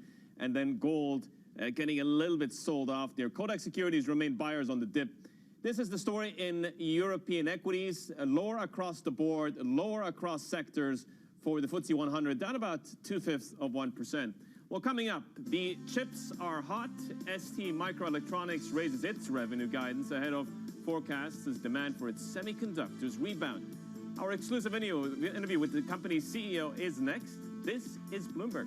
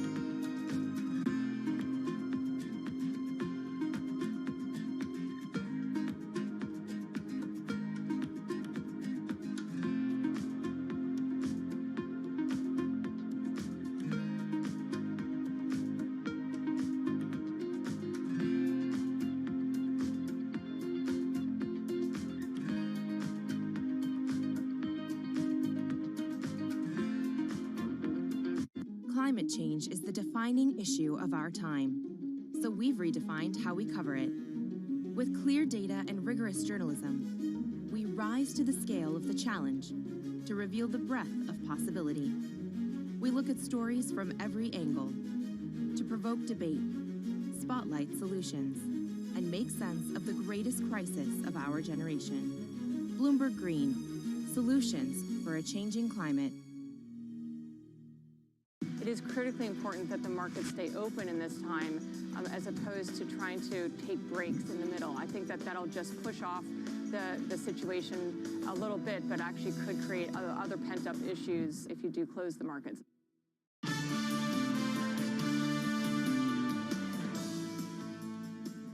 Economics, finance, and politics. This is Bloomberg Surveillance. I'm Yusuf Gameldine in Dubai. Well, let's get to another corporate story, an exclusive interview, in fact. ST Microelectronics. They've revised their fourth quarter revenue above estimates. The French-Italian company is surfing on a recovery for semiconductor sales, driven by demand for electronic devices and autos. The chip maker says fourth quarter revenue will be $2.99 billion. That's ahead of the $2.75 billion expected by analysts. Joining us now is Jean-Marc Chery. He's the president and CEO at ST Microelectronics.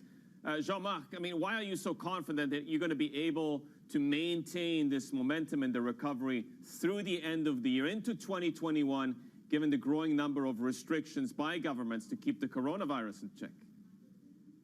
Hello, good morning. Why we are so confident? Well, first of all, okay, because the fundamentals of ST are solid.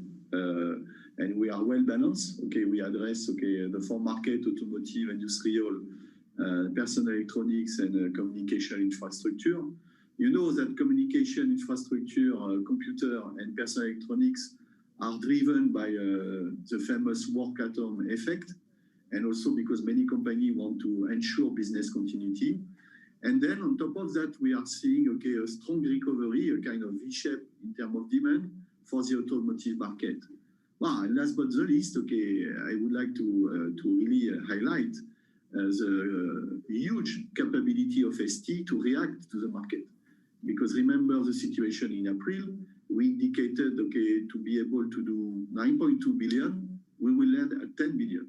So the manufacturing of the company has been able to support this.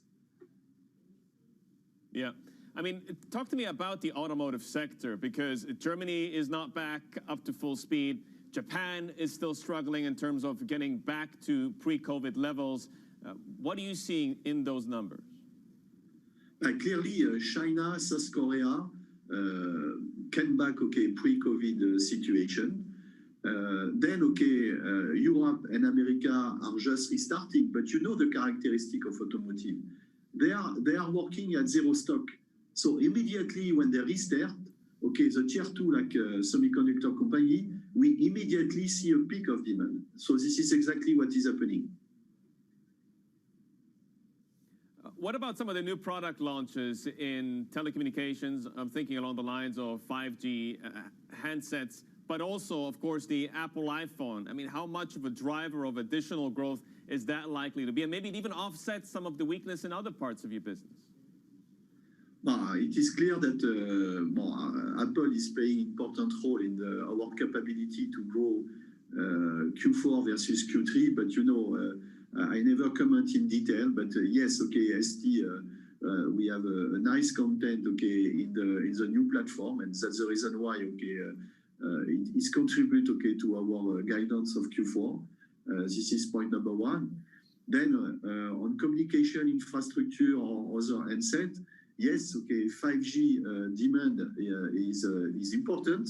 And here, we address this market either with our custom design solution, except unfortunately in Q4, one customer will be at zero, or some general purpose product, our microcontroller or microprocessor or power devices. To what extent has the US-China rivalry around semiconductors been a distraction, been a problem for you? I mean, some call it the techno-nationalist trends that are gaining traction in quite a few capitals around the world, and clearly it's becoming a headache for businesses like yourselves. Can you give me a little bit of feedback on that? Well, okay, well, for the time being, okay, we have one case, and you know, it's related to Huawei. For ST, after, let's say, 30 quarter consecutive growth with this customer, it will be put at 0 in Q4. And this customer weight, okay, for ST is basically a mid-single digit percentage of our total revenue. Well, we do not see other, let's say, impact for the time being related to export control limitation. But it is clear that my perspective is more long-term. And as many semiconductor CEOs or semiconductor association, okay, we are concerned about decoupling or partial decoupling of the semiconductor industry, which is totally open today, which is benefiting to the world because, okay, you have big specialists, okay, across the value chain, which are enabling a nice innovation, great productivity, and always, okay, a great product. And I would like to remember that the semiconductor industry is a key enabling technology to support societal needs. So green technology, okay, digitalization, all these needs are societal needs. So, well, long term, we will see. Medium term, only Huawei. Yeah. Jean-Marc, I look at ST Micro's shares. I mean, they're up 20.7% year to date, underperforming the Philadelphia Stock Exchange Semiconductor Index, so the SOX, better known as. That's up about 28%. What's going to unlock a little bit more upside for your investors, do you think, in the coming period? Well, I guess, okay, it's always the same recipe, okay? Is transparency, consistency, and continuous improvement of the performance. I like how you summarize that straight to the point, Jean-Marc Chery there, the president and CEO at ST Microelectronics. Well, of course, we are going to continue our coverage beyond Dubai and give you the rundown of the market action as well. They are under pressure. S&P 500 mini futures called lower. Election uncertainty, fiscal stimulus maybe, maybe not.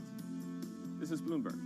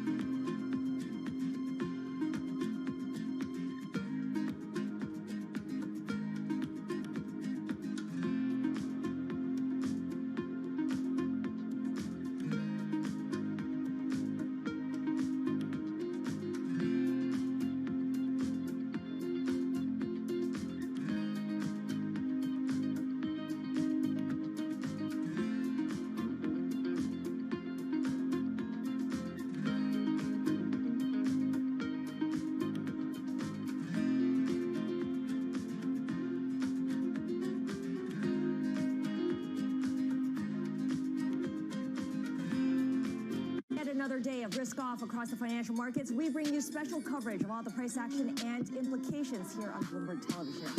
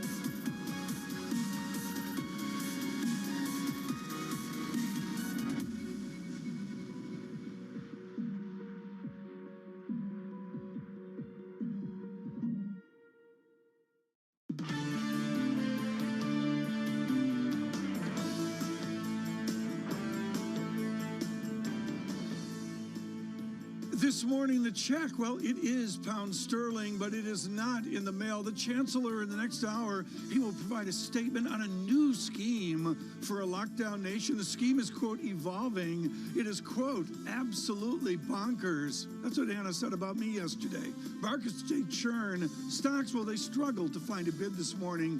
And Biden prepares, Trump does not.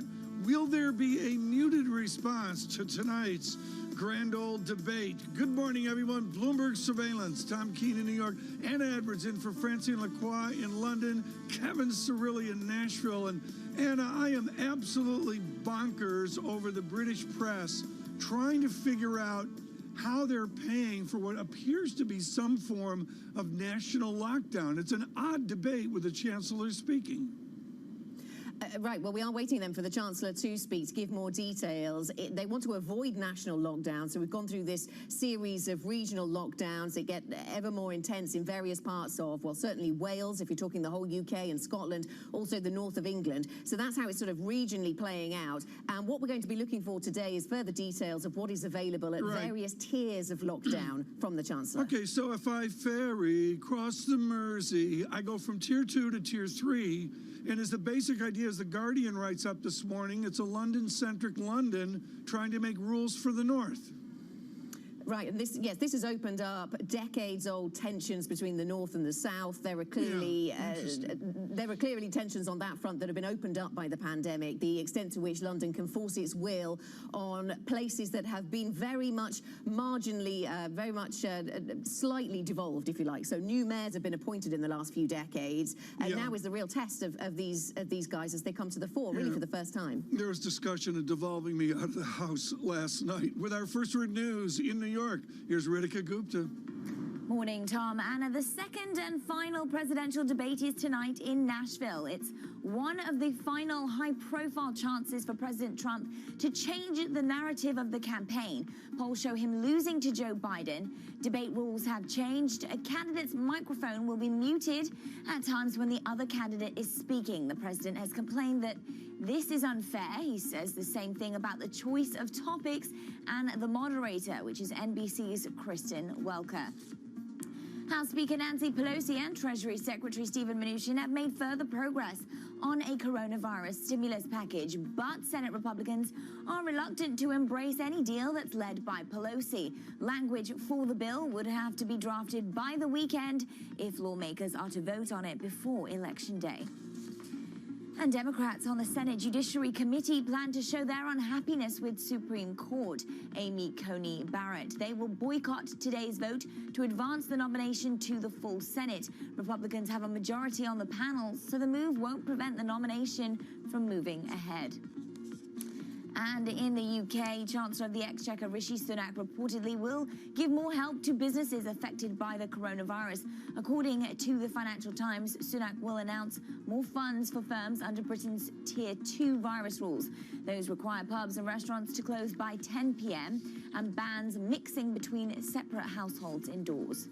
Global news 24 hours a day on air and at Bloomberg Quick Take, powered by more than 2,700 journalists and analysts in more than 120 countries. I'm Ritika Gupta. This is Bloomberg. Tom, Anna. Ritika, let's look at the data. And the data for Goldman Sachs continues to add up. My bow tie today is an absolute disaster. Come on, Anna, tell me that as well. Goldman Sachs with a $350 million fine off of Hong Kong, off the sport in Malaysia. That's about 3% of annual operating income. Don't hold me to that number, but it gives you the scope and scale of the size of that Goldman Sachs fine. Futures at -9, Dow futures -75. The VIX still not out over 30. It's 29.31 on the VIX. And other than that, it's just sort of one great noodle. Yields are in a little bit, but I got nothing to talk about except your stronger pound sterling.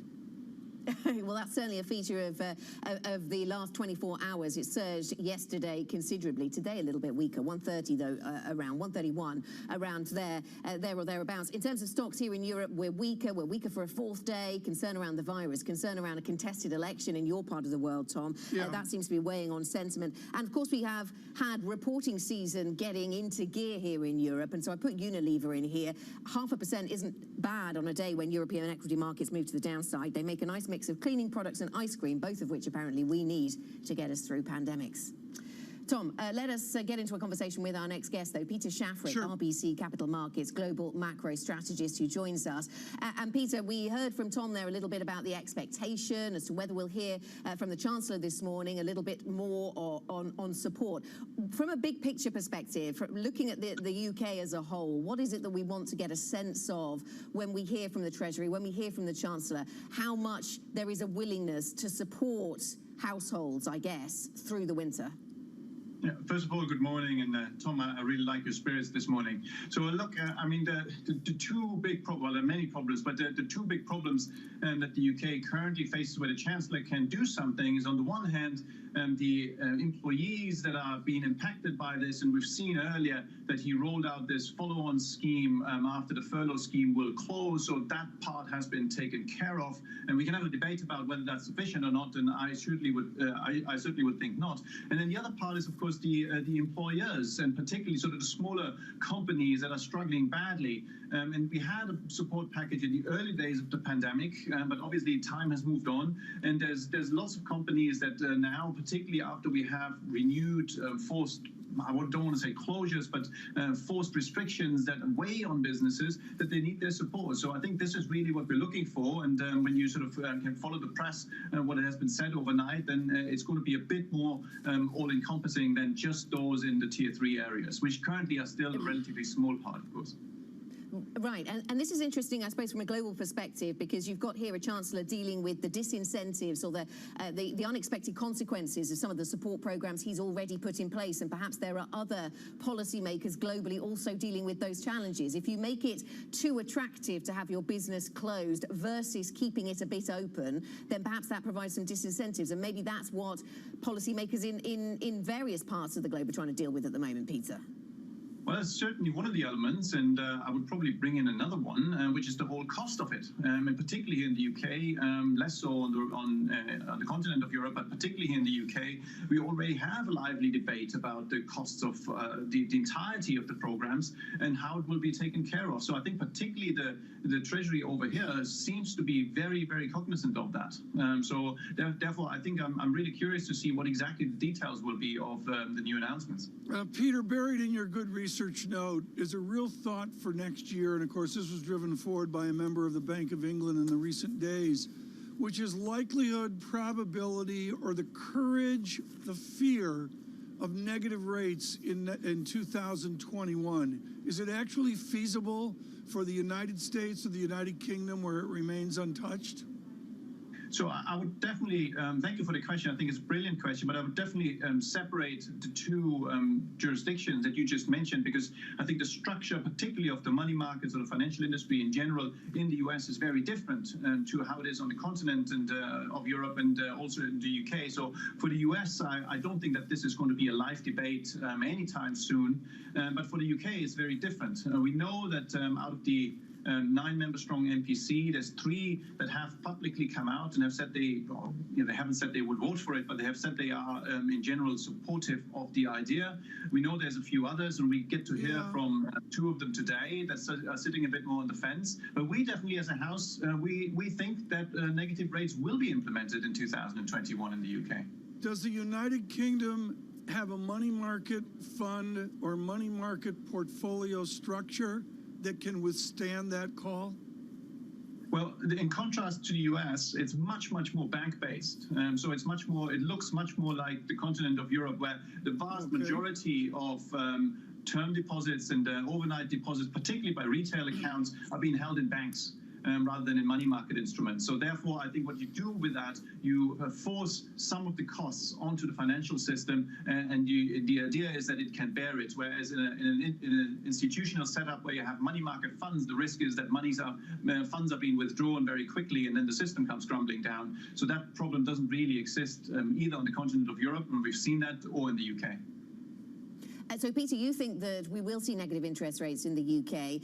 What is it that will dictate that? Is it the difference between deal or no deal, or is the delta, the gap between the two, not big enough to make that the definitive factor? Now, for a start, I think it's definitely part of the equation, but it's not the only one. I mean, when you look at sort of the performance of basically all of the economies in Europe currently, they're not doing too well, and the UK is no exception here. Particularly, as I said earlier, we think that the labour market backdrop doesn't look that great. And the follow-on scheme, we think, is falling short of supporting consumption going forward. So we reckon that even without sort of the whole Brexit put into the equation, we're going to struggle anyway with relatively high unemployment. The bank will look to do something to stimulate the economy. But when you then throw Brexit into the mix, and again, as I said on your radio show earlier, I don't think that what the situation that we have is that even if you get some kind of a deal done at the end of the day, it's not really going to be that all-encompassing deal that we were looking for 12 or 18 months ago. So it's not going to be tariff-free access to the European market and so on and so on. So there will be a good part of downward pressure on the economy stemming from Brexit on top of that. So therefore, we think if you take this all together, the bank will look to stimulate the economy further. We reckon they will do QE first in the upcoming meeting in November, but then going into next year, we reckon negative rates it will be. Wow. Yeah, it's definitely going to be very sector-specific, the extent to which you're impacted, I suppose, by this deal or no deal question at the end of the year. In terms of unemployment, this is a big difference between the UK and the US right now, isn't it, Peter? The extent to which economies have been protected from high unemployment levels, and the UK certainly has been up to now. I guess this is where we get back to where we started and what we hear from the Chancellor, because I've seen people talking about 7% unemployment, 8%, even people suggesting could it go as high as 10 in the early part of next year. Here in the UK, I'm talking about. What are your thoughts? Well, look, first of all, if you just look at the amount of people that are currently being furloughed here in the UK, it's still close to 10% of the workforce. Now, obviously, not every one of those individuals are going to be laid off, but what we do see is that as the support from the previous furlough scheme drops away, we do see more unemployment coming through. And then again, I think particularly because you made the comparison with the US, so in the US, obviously, the system is people are being unemployed and then being supported, or that's what we're currently talking about with the next stimulus package. And here in the UK, the support for those people who finally go into unemployment is relatively mediocre. I mean, we do know that the savings rate has gone up, so there's probably a bit of cushion here. But we reckon that when everything is said and done, consumption will take a quite deep hit. And once that happens, obviously, you hit the entire economy. Peter, thank you so much. And we'll continue with Mr. Schaffer. Quite a call there. That, for me, folks, I'll be honest, will be a real shock to see negative interest rates out of the city and out of the United Kingdom as well. It is an eventful day. Our Kevin Cirilli is in Nashville. He will come to us from Belmont University. Before that, chat on the equity markets. David Costin joins from Goldman Sachs in the 8 a.m. hour. An important conversation. Futures at -11. This is Bloomberg.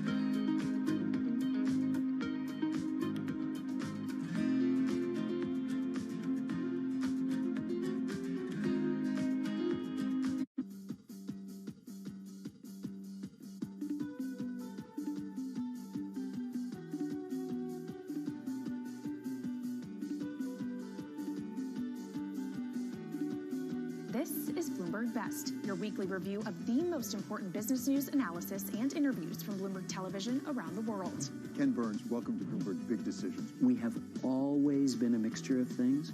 We are always stronger for that mixture. Growth is a way to stay competitive, delight more and more consumers. Welcome to the Best of Bloomberg Technology. I'm Emily Chang. They've moved the needle by acknowledging that they have to monitor the content. What is one word of advice you'll take with you?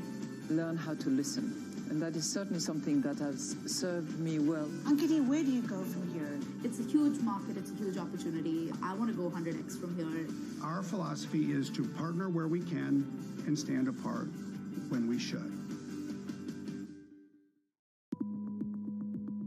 It's such an interesting new world. The world is changing. For us, it's not about being first, it's about being the best. While everyone is zigging, we're zagging. We feel like we can maybe help people out more. We have an enormous number of big ideas. This has so entangled itself into our social fabric and into our social status pipelines and into the development of children that even if you opt out, that's not enough.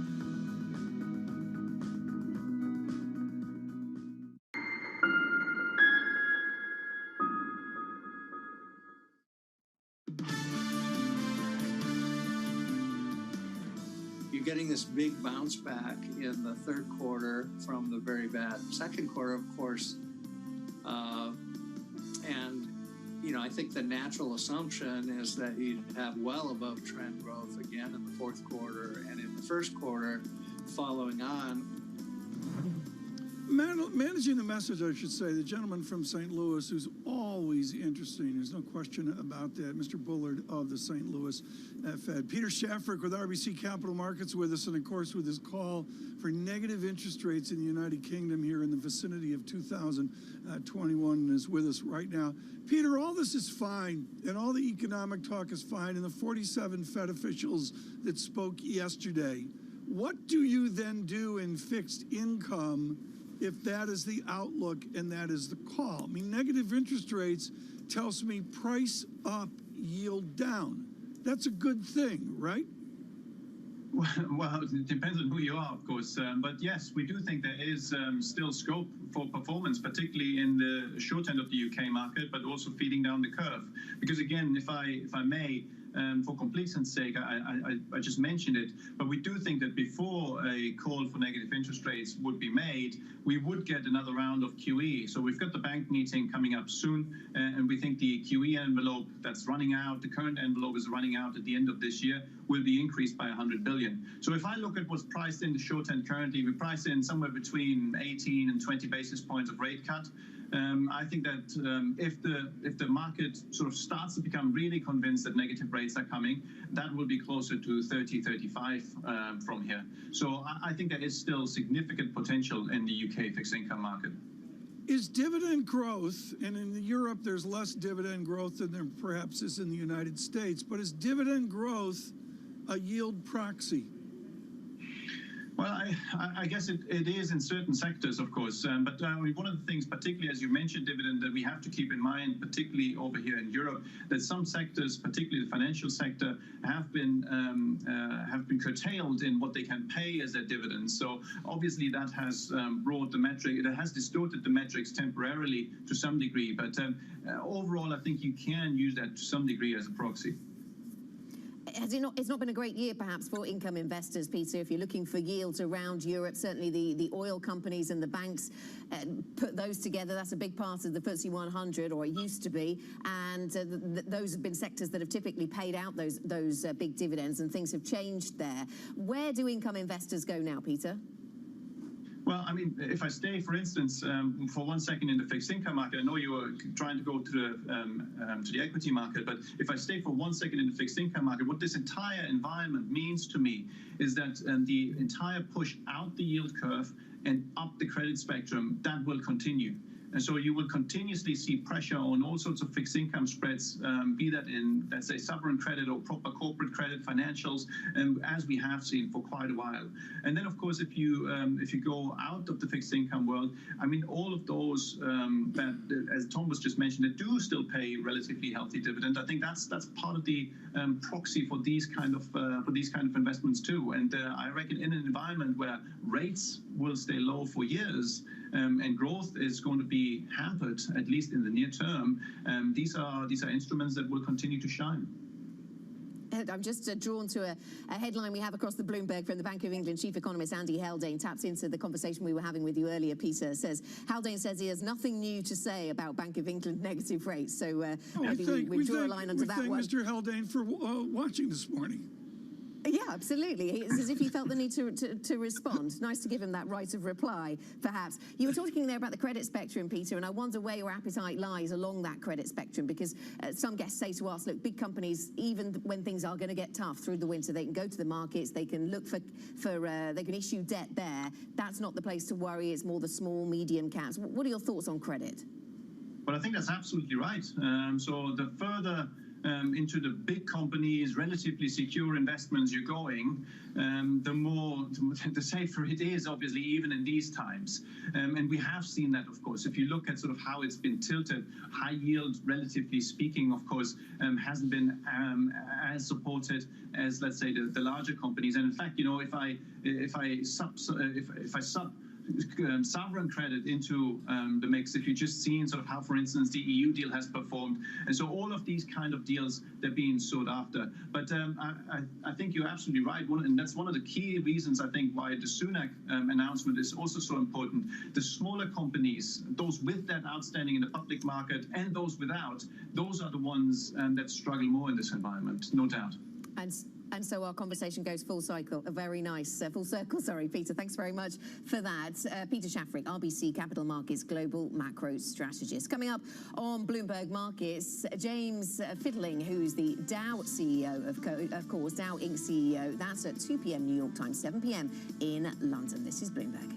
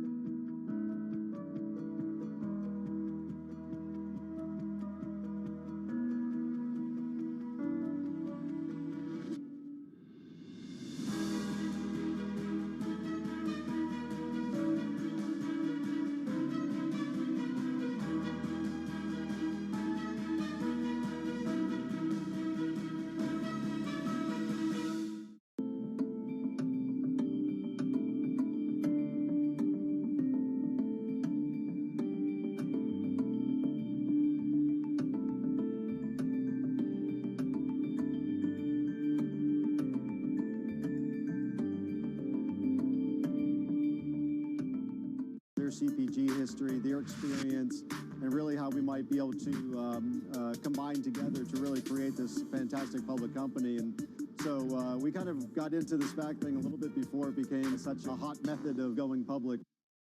Give you a sense of the real-time action. The 10-year yield tumbling now 11 basis points, so continuing in this knee-jerk risk-off feel.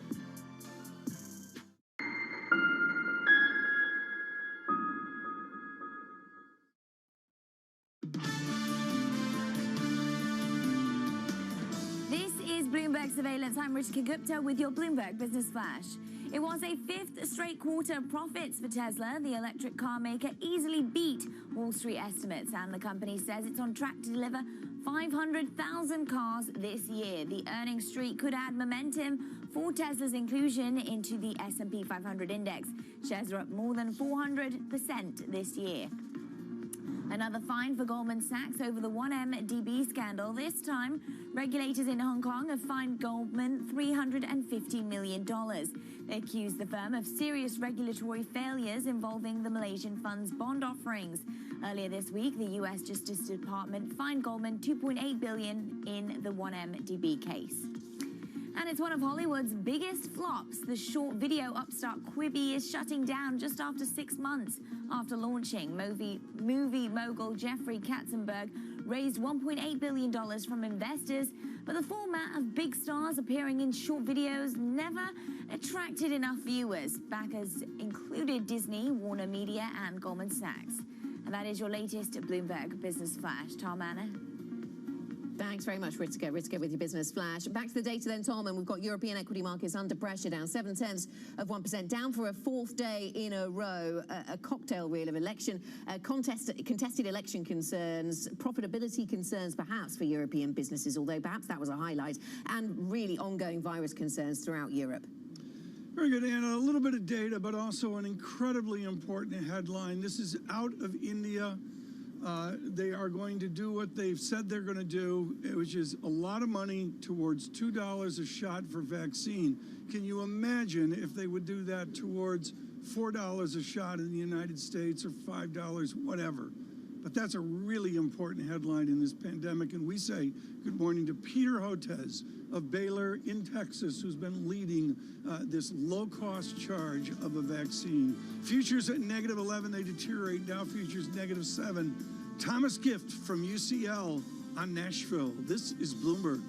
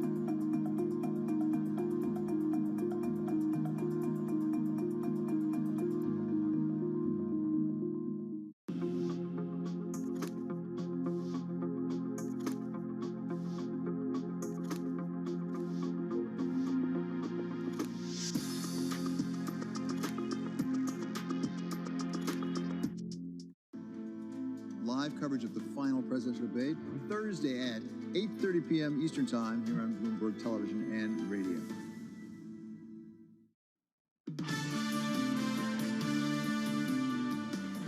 We have confirmed that some voter registration information has been obtained by Iran and separately by Russia.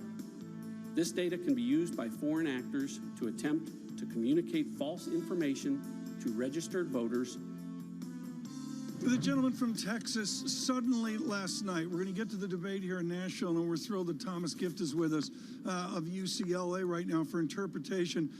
Professor Gift, what I thought was so important about this announcement is Mr. Radcliffe had to front run what was believed to be news organizations putting out this information, is what the two senators said. Rubio and Warner said they simply want to sow chaos in the United States. Can they actually do that? Is that strong language accurate of what Russians or Iranians can do to the U.S. election process? Well, it's charged language, but at the same time, we do need to certainly be vigilant about outside actors and the role that they play in intervening in U.S. campaigns. I mean, of course, we saw this in 2016, led eventually to a whole lot of investigations into how we could safeguard the U.S. elections, thoughts about or concerns about potential ways in which the Trump campaign may have colluded with Russia. So this is an issue always, but especially coming on the heels of what happened in 2016, needs to be some cognizance that this is a central issue. The theme and the desire, I believe, of the president is to have a debate tonight on foreign policy. A few years of the election cycle is, at the end of the day, foreign policy doesn't matter. Does foreign policy matter this year to the voters in the United States? Well, foreign policy is always central, but at the same time, I think that Donald Trump really has governed as a domestic president. And the primary challenge that we are facing here at home is the coronavirus. Of course, that extends beyond just the U.S. borders as well. So you have to view this both as a domestic challenge as well as an international challenge. The international policies, though, are significant. What we're dealing with Iran, climate change, the rise of China, trade wars, all of those issues are legitimate questions for voters to want to get more information about. So Trump is essentially making the case that he's not getting an opportunity to discuss those particular issues. Thomas, what do you think of the chances, good morning, by the way, what do you think of the chances of a contested outcome here? That is something, or this is something that the market had been preoccupied with until a few weeks ago, and then as poll leads started to build, the market became less concerned about that. But now it seems to be back on the radar. How many clues have you got on that front? Well, I think that the odds of there being a contested election are a direct function of the polls. And so as long as Biden is able to maintain a relatively healthy margin in the national polls, then I think the markets are probably going to be less of a concern. Ultimately, this is a moot point if Biden wins, for example, in a landslide. At the same time, this is not an impossibility. So you can certainly see why there would be concerns about this.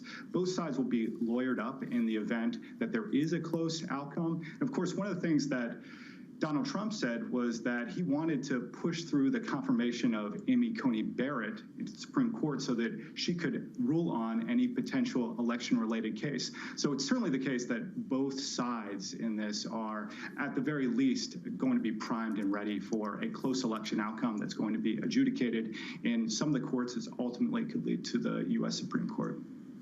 And of course, we're looking at images of Trump and Biden here. We're going to see the two going head to head with perhaps a little more distance between them than usual in a debate later on this evening. How much does this format really decide what happens in elections still, Thomas? Because I've read various thought pieces recently that suggest, that a lot of what happens online actually is really important in informing people's views these days. What's the thinking? Well, it's also important to point out, I think, that undecideds comprise only about 2 to 8% of the vote right now, depending on how you measure it. That's much lower than in 2016 when the number was in double digits. Additionally, there are over 38 million Americans that have already voted nationally. With that said, these debates do garner considerable attention. Last time times. 73 million people watched the debate. That was the highest rated program since the Super Bowl. This is also the last opportunity, really, that the two candidates are going to meet prime time with the voters to make their final plea to the election. I think if you are Donald Trump, you really need to not squander this opportunity because he needs to make up some ground in the polls. If you are Joe Biden, you're going to try to play it safe, maintain your front runner status, and try to keep this essentially at the status quo. What's a mute button do? I mean, this is like a major source of conversation at home. Everybody at home, Professor, wants to mute me now. What's a mute button do in the debate? Well, Tom, I don't want to mute you, but I think a lot of Americans would lower the volume on American politics as a whole. So maybe this mute button is kind of a metaphor for that. Essentially, the mute button is going to be used so that neither candidate can interrupt the other. I think that Trump and Biden will have an opportunity to go back and forth, but I think one byproduct of the mute button is that it might turn the debate into more of a joint press conference and one where the answers are more scripted. So Trump has accused the debate organizers of being biased against him, but in some ways I actually think that this format with the mute button might be a blessing in disguise for him by saving him from some of these impulses to the sort of performance he gave in the first debate. Yeah, I'm not supposed to give my opinion, but I think you're dead on there about this is a huge benefit for the president tonight. And we will see our Kevin Cirilli again on National. Thomas Gift, thank you so much for perspective. Director of Center on U.S. Politics at UCL. Love having him on with that transatlantic perspective. It is a busy Thursday. Claims at 8:30 with our news in New York City. Here's Ritika Gupta. Thanks, Tom. Some of President Trump's advisors are urging him to change his tactics for tonight's final presidential debate in Nashville. They're said to have told him to trade his aggressive demeanor for a lower-key style. It's not clear what he'll do when he faces Joe Biden. The president trails in the polls, and the debate is one of the last high-profile chances for him to turn things around. Former President Obama has made his first in-person campaign appearance for Joe Biden. He ripped into the President Trump at an event in Philadelphia. I get that this president wants full credit for the economy he inherited and zero blame for the pandemic that he ignored. But you know what? The job doesn't work that way. Tweeting at the television doesn't fix things. The former president will campaign for Biden in Florida on Saturday and next week. The top U.S. spy chief is accusing Iran of meddling in the presidential election. Director of National Intelligence John Ratcliffe says the Islamic Republic faked a series of intimidating messages to Democratic voters. He said both Iran and Russia have obtained voter registration information, and Tehran is already using it. And Europe is bracing for a surge of coronavirus cases to hit hospitals, but authorities are worried they don't have enough trained medical staff to handle it. During the first wave of the pandemic, clinics came up with spare beds, and governments pushed manufacturers to make ventilators and face masks. Still, a shortage of doctors, nurses, and technicians is putting healthcare services to the test. Global News 24 hours a day on air and a Bloomberg Quick Take powered by more than 2,700 journalists and analysts in more than 120 countries. I'm Ritika Gupta. This is Bloomberg. Anna, Tom. In the news flow there, really interesting, folks. What will it mean for the former president to campaign for his vice president? Anna, this will have to be watched very carefully. There's a huge American tradition of it. But there's just something different. I like what one of the Fox stations said locally, I believe out of Philadelphia, where they called Mr. Obama the motivator in chief for the Democratic Party. And we'll have to see. I mean, what are the thoughts from London on this traditional appearance by a former president? Yeah, it is traditional, isn't it? I mean, I suppose it catches. It would make more headlines in London, perhaps, if it was somebody speaking out against their own party. It comes with a kind of, well, they would say that, wouldn't they? Kind of slant to it. But the motivation is certainly there, and he's got such a different style to Joe Biden. So then maybe it works. Yeah, my tie's a disaster today, Anna. Francine would put me in the surveillance timeout chair and just say, "Tom, fix your tie in the break." I'm going to fix my tie. I'm too busy trying to keep my earrings in check. There we are. We've got much more coming up today. And again, the excitement of Kevin Cirilli in Nashville. Belmont University. Really interesting, of course, with a world-class music program. We'll hear the music tonight. David Weston with that coverage, and, of course, Kevin Cirilli in Nashville. Look for that at 8:30. Futures -10. This is Bloomberg. Good morning.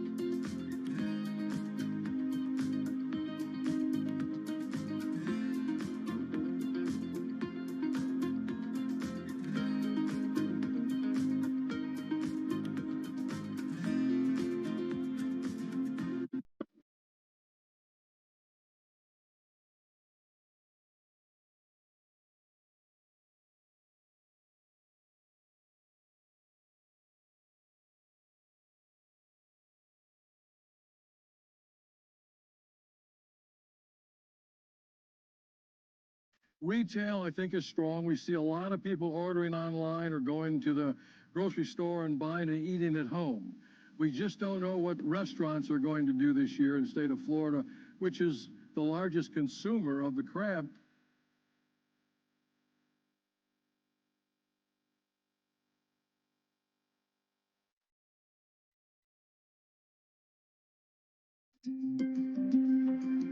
Some things you see coming, some things you don't. The trick is to be ready for anything. John from Infrastructure Support is working every day to keep essential market data flowing seamlessly. We keep on, so you can keep on.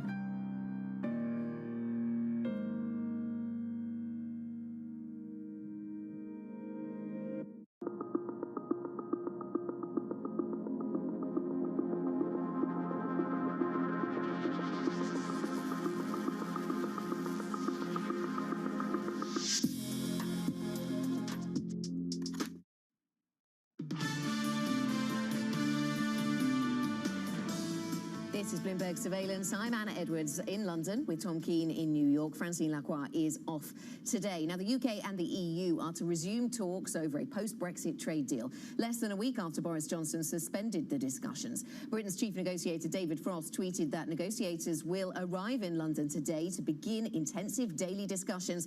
The pound climbed the most since March on optimism over a deal. That's certainly part of the conversation in the last 24 hours. Joining us now, Edward Evans, Bloomberg's Brexit editor. And it's a busy day on the UK politics front, Edward. We've been talking a lot about what we're going to hear from the Chancellor a little bit later on. But back to the Brexit beat, it seemed as if the door had been shut or was just only slightly ajar for Brexit negotiations over the last week or so. Now we hear from Michel Barnier. He says the right soothing words to Number 10 and the door is open again. Where do we head now, Ed? Well, the changes we've had this week are ones of process. The EU has agreed to go on with intensive talks. That's really the final phase of negotiations. They've agreed for the first time to work on the actual legal text of an agreement, and they've agreed to work on it, discuss all issues concurrently. Now, that removes a big bottleneck, if you would, in the negotiations. So we're now in for 3 weeks of intense discussions as the two sides try to hammer out a deal. Now, while there have been changes in process, on matters of substance, there hasn't been a change. And we've still got some very big arguments to be had over the very, very big areas of disagreement. So things like the level playing field, level competitive playing field, and fisheries. Don't forget, France is absolutely determined to go on having the same access to British fishing waters as it did while Britain was still a member of the EU, and that's something that Johnson is against. So we still have some very big bust-ups to come and a very short period of time in which for an agreement to be reached. Yeah, plenty of room for drama still on this story that keeps on giving then, Ed. What about the preparedness of business here? Because even if we do get a deal, because of the nature of it, because of the limited scope for the deal, there will still be huge change, won't there, for businesses in some sectors in particular? Give us a sense of how prepared business is or is not. Well, this is the key thing. Whether or not there is a deal, businesses are going to face changes. Everything, your customs checks, customs paperwork, customs declarations, just for starters. That's if you're moving goods, you've got to deal with product certification and rules of origin for the first time in a generation. So, businesses are having to suddenly realize to face up to that, and it's quite clear, certainly on the customs side and the customs declaration side, that firms are facing some difficulties. We've had the case of Tesla and Heinz really struggling to find people in the past to process the actual customs declarations that they're going to need whatever happens at the end of this year. And they're certainly not alone, and there is a huge shortage of actual customs agents to do this. So businesses are in a very difficult position. And the government held a call with senior business leaders this week. I think the charitable way to put it was it did not go well. Businesses are feeling concerned they haven't got the level of detail from government that they need to prepare. And government is essentially saying to them, well, we expect you to be ready for this and embrace the opportunity. Edward, on fisheries, a contentious issue, I'm fascinated by who speaks or how they speak in Europe. So if Mr. Macron and the French are upset about fisheries, do they speak to London, or do they have to go through a bureaucracy in Brussels which amends it so they speak to London? Who speaks on fisheries for Europe? That's a very good question, and that's going to be, the fight on that will be within the EU. It's as much a fight between member states. There are about 8 coastal states, France, Netherlands, and so on, that have an interest in this, versus the rest who might have a stronger interest in getting a trade deal. Obviously, Barnier is leading the negotiations with the UK, and he will take his cue from EU member states. And there will be an issue where he will have to, at some point in these negotiations, to turn around to member states and say, look, if you want to have a deal, there needs to be a compromise on fish. This is what is possible. Will every side agree?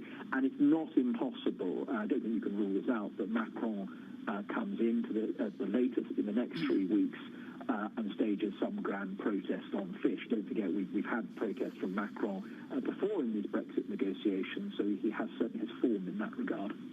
Very good. Edward Evans, thank you so much. Our Bloomberg Brexit editor. Greatly appreciate that with an update, and somehow dashing to the end of the year, that will become more interesting as well. Coming up on Bloomberg Markets, Carmine DeCibio, Ernst & Young chairman. There is a little bit to talk about with Ernst & Young.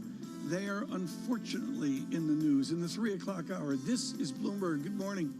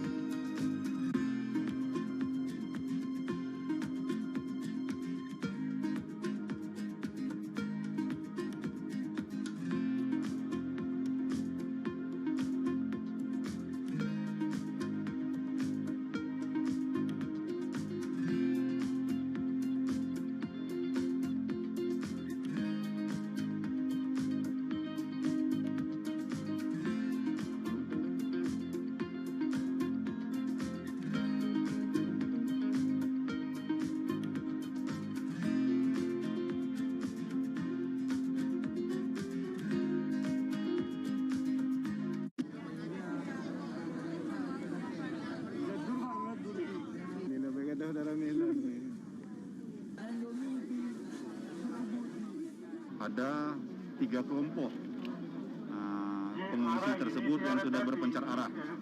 Kemudian kami dari Polsek Banda Sakti berkoordinasi dengan perangkat desa Kampung Jomblang melakukan upaya pengumpulan secara persuasif serta minta tolong kepada warga. Alhamdulillah warga yang terpecah semuanya berkumpul.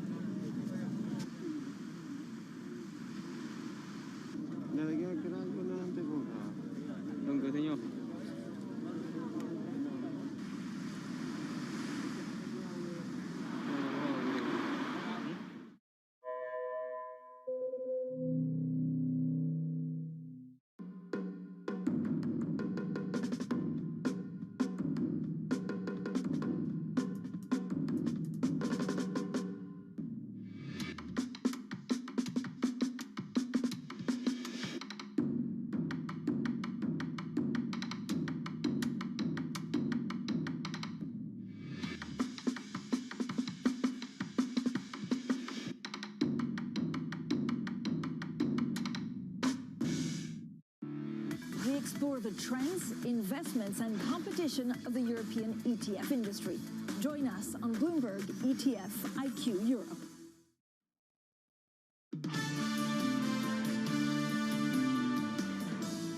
This is Bloomberg Surveillance. I'm Rishika Gupta with your Bloomberg Business Flash. In Hong Kong, the two bronze lions who guard HSBC's main office have returned. The statues were splashed with paint and set on fire during pro-democracy protests at the start of the year. It took almost 10 months for repairs. The lions have been there for 85 years. Bloomberg was there as the iconic statues were unveiled. The reason we're standing here today, just outside the HSBC headquarters here in Hong Kong, as you probably see right behind me, is this bronze lion. His name is Stephen. A couple of meters this way, if you know the topography, that's Stitt. The reason we're here today is the two lions have been officially unveiled again after months of maintenance and restoration. Quick history lesson, very recent history. This time last year, of course, you may have heard and seen the pictures of the protests, the violent protests in some cases. I guess in a nutshell, these lions took the brunt of some of those protests. So after months, as I mentioned, of restoration, they're back in the public eye. They've stood ground, by the way, here at the HSBC headquarters for the better part of the last century. They've only disappeared from public eye just a handful, less than a handful of times. So it is quite a significant day, not just for the bank, which hopefully, of course, as the bank has said in their statement, these lions have stood here through good and bad times, but also for the public here in Hong Kong, and hopefully ushers in a new period of stability for the economy and for the city. I'm David Ingles here in Hong Kong. And that's your Bloomberg Business Flash. Tom Anna. Ritika, thanks so much. This is a joy. It is an essay needed in this political season. As the candidates are in Nashville tonight, it is, of course, a Tennessee transformed by the medical industry, the service sector part of Nashville, or there's the explosion of industry in Texas, and I mean that almost in a 19th century way. And then there is the West. Our editor-in-chief emeritus, Matthew Winkler, with Shinpei and Tom Lagerman, has really massaged the data of the West that we in the East don't understand. Matt Winkler, what don't we get about Idaho? Well, Idaho happens to be one of the most internationally minded states in the U.S., and that's because it is engaged with the world. And it's great to be with you, Tom. Thank you very much. You know, one of the most striking things, it's the fastest growing state in terms of population, but it also happens to be a powerhouse exporting to the rest of the world. And that's largely because of companies like Micron Technology, which is based in Boise, which is a major chip maker, which has been one of the most important elements of our 21st century economy. It's not just potatoes. Well, that's a good idea. But across all of your work in this essay on Arizona, on Utah as well, part of the great challenge here in this political season is those pesky Democrats move into Republican states. Do you and Shinpei understand the tip point where, dare I say, Idaho becomes Democratic? Well, look, wherever you see diversity, and business brings diversity, wherever there's business diversity, there's going to be population diversity. It just is a natural outgrowth. And that is what Idaho, Utah, and Arizona have in common. Arizona, of course, much larger. But these are states that are becoming increasingly diverse. And when they become diverse, their politics change as well. And so what you've seen in Idaho, for example, is the percentage of Democrats who have registered in the past 4 years is double, roughly, what you're seeing in the Republican Party. And that's because of this diversity that we're talking about. Good morning to you, Matt. Yeah, reading your piece made me ask questions once again about the link between how an economy performs and an electorate's willingness or propensity to vote for the incumbent, to stick with the status quo, because there used to be, the adage that it's all about the economy. You talk here about some economies that are doing well, but then you put that in a pandemic context, you put that in a trade war context, and it starts to look a lot more complicated. Well, of course it is. And the pandemic certainly doesn't help. And it doesn't help Idaho because the trade war with China that Trump initiated, in fact, has hurt Micron's business because Huawei, a company we know very well, was one of its biggest customers. And so Micron has actually suffered at the expense of these trade wars. And so, therefore, so is Idaho. And you see that in the export category. Nevertheless, Idaho is becoming a very diverse economy, regardless of what Trump does or regardless of the trade wars. And that is only going to mean that the population in Idaho is going to become more diverse. So the politics have to follow. Matt Winkler, thank you so much, folks. This is a terrific short read with loads of data about what we don't understand for those of us in the East, what we don't understand about the explosive growth of the West, and we'll have that out for you today. And I believe in the next hour the Chancellor will speak. Is this a big deal or just another day at the races in the green leathered Commons? It could be both, I suppose. I mean, it's a big deal when you see governments stepping in the way that they have done to shield economies from the pandemic. But yeah, we've seen some of that before. He's coming possibly with another solution. We will have to see. Ann Edwards, thank you so much. We continue on surveillance. Of course, lots to talk about here. I believe Kevin Cirilli is on his way to the Pancake Pantry right now to get charged up for an eventful day in Nashville. David Weston with our coverage tonight. But coming up in the next hour, really timely, on the courage to invest and stay invested, Christopher Morangi is with Gabelli Funds, their co-chief investment officer. Futures at -8, Dow futures at -67. The VIX under 30. This is Bloomberg. Good morning.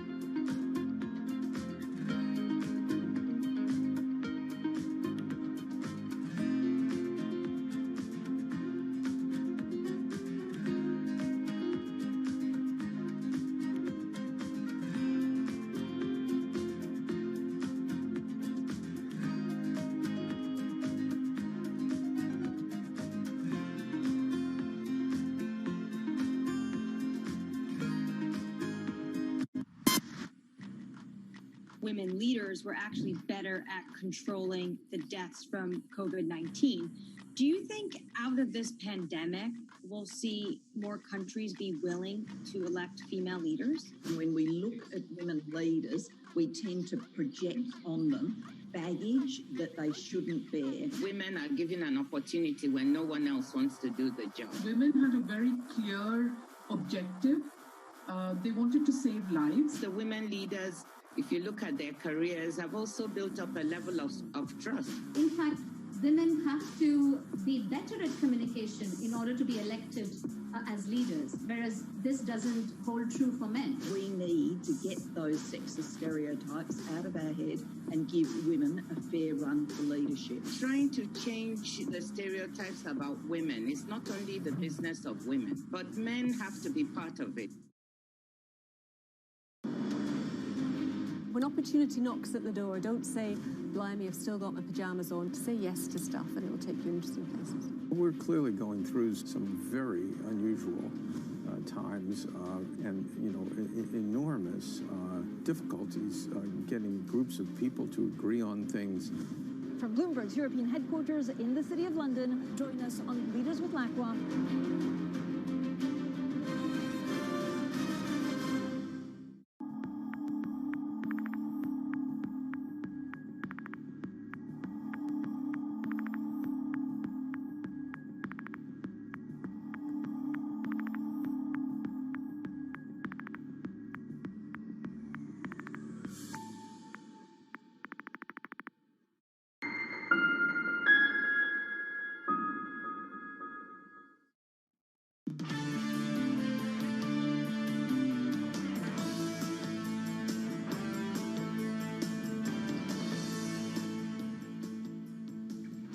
From New York and London, for our audience worldwide, good morning, good morning. This is Bloomberg Surveillance live on Bloomberg Television. Alongside Tom Keene and Lisa Abramowitz, I'm Jonathan Ferro. Francine Lacqua is off today. Tom Keene, equity futures down 10 on the S&P 500, 12 days to go, and a debate in Nashville, Tennessee. I mean, you wonder why it's down, et cetera. There's some correlation to it with yields coming in off the latest higher yields. The 10-year John 0.81%.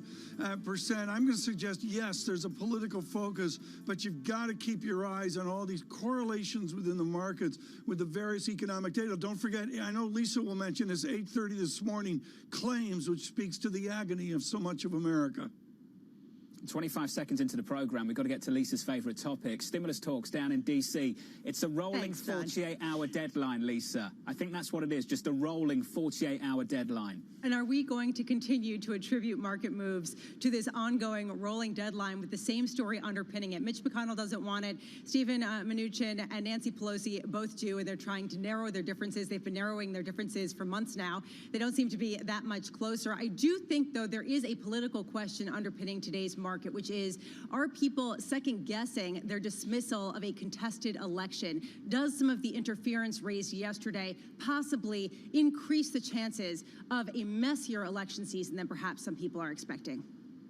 Maybe. I'm just not going to get excited about an 11-point move on the S&P 500. The price action this Thursday morning. You could try. Shaping up as follows. We're down 1/3% on the S&P 500. This is what we look like in the bond market on a 10-year Treasury. Yields coming down about a basis point on a 10-year to 0.8092%. Euro-dollar 118.30. A move of about 1/4%. We unwind some of that dollar weakness and replace it with dollar strength through much of G10. The news overnight, though, really shook some people. The U.S. spy chief, John Ratcliffe, saying Iran and Russia are meddling in the United States election. Here's the U.S. Director of National Intelligence.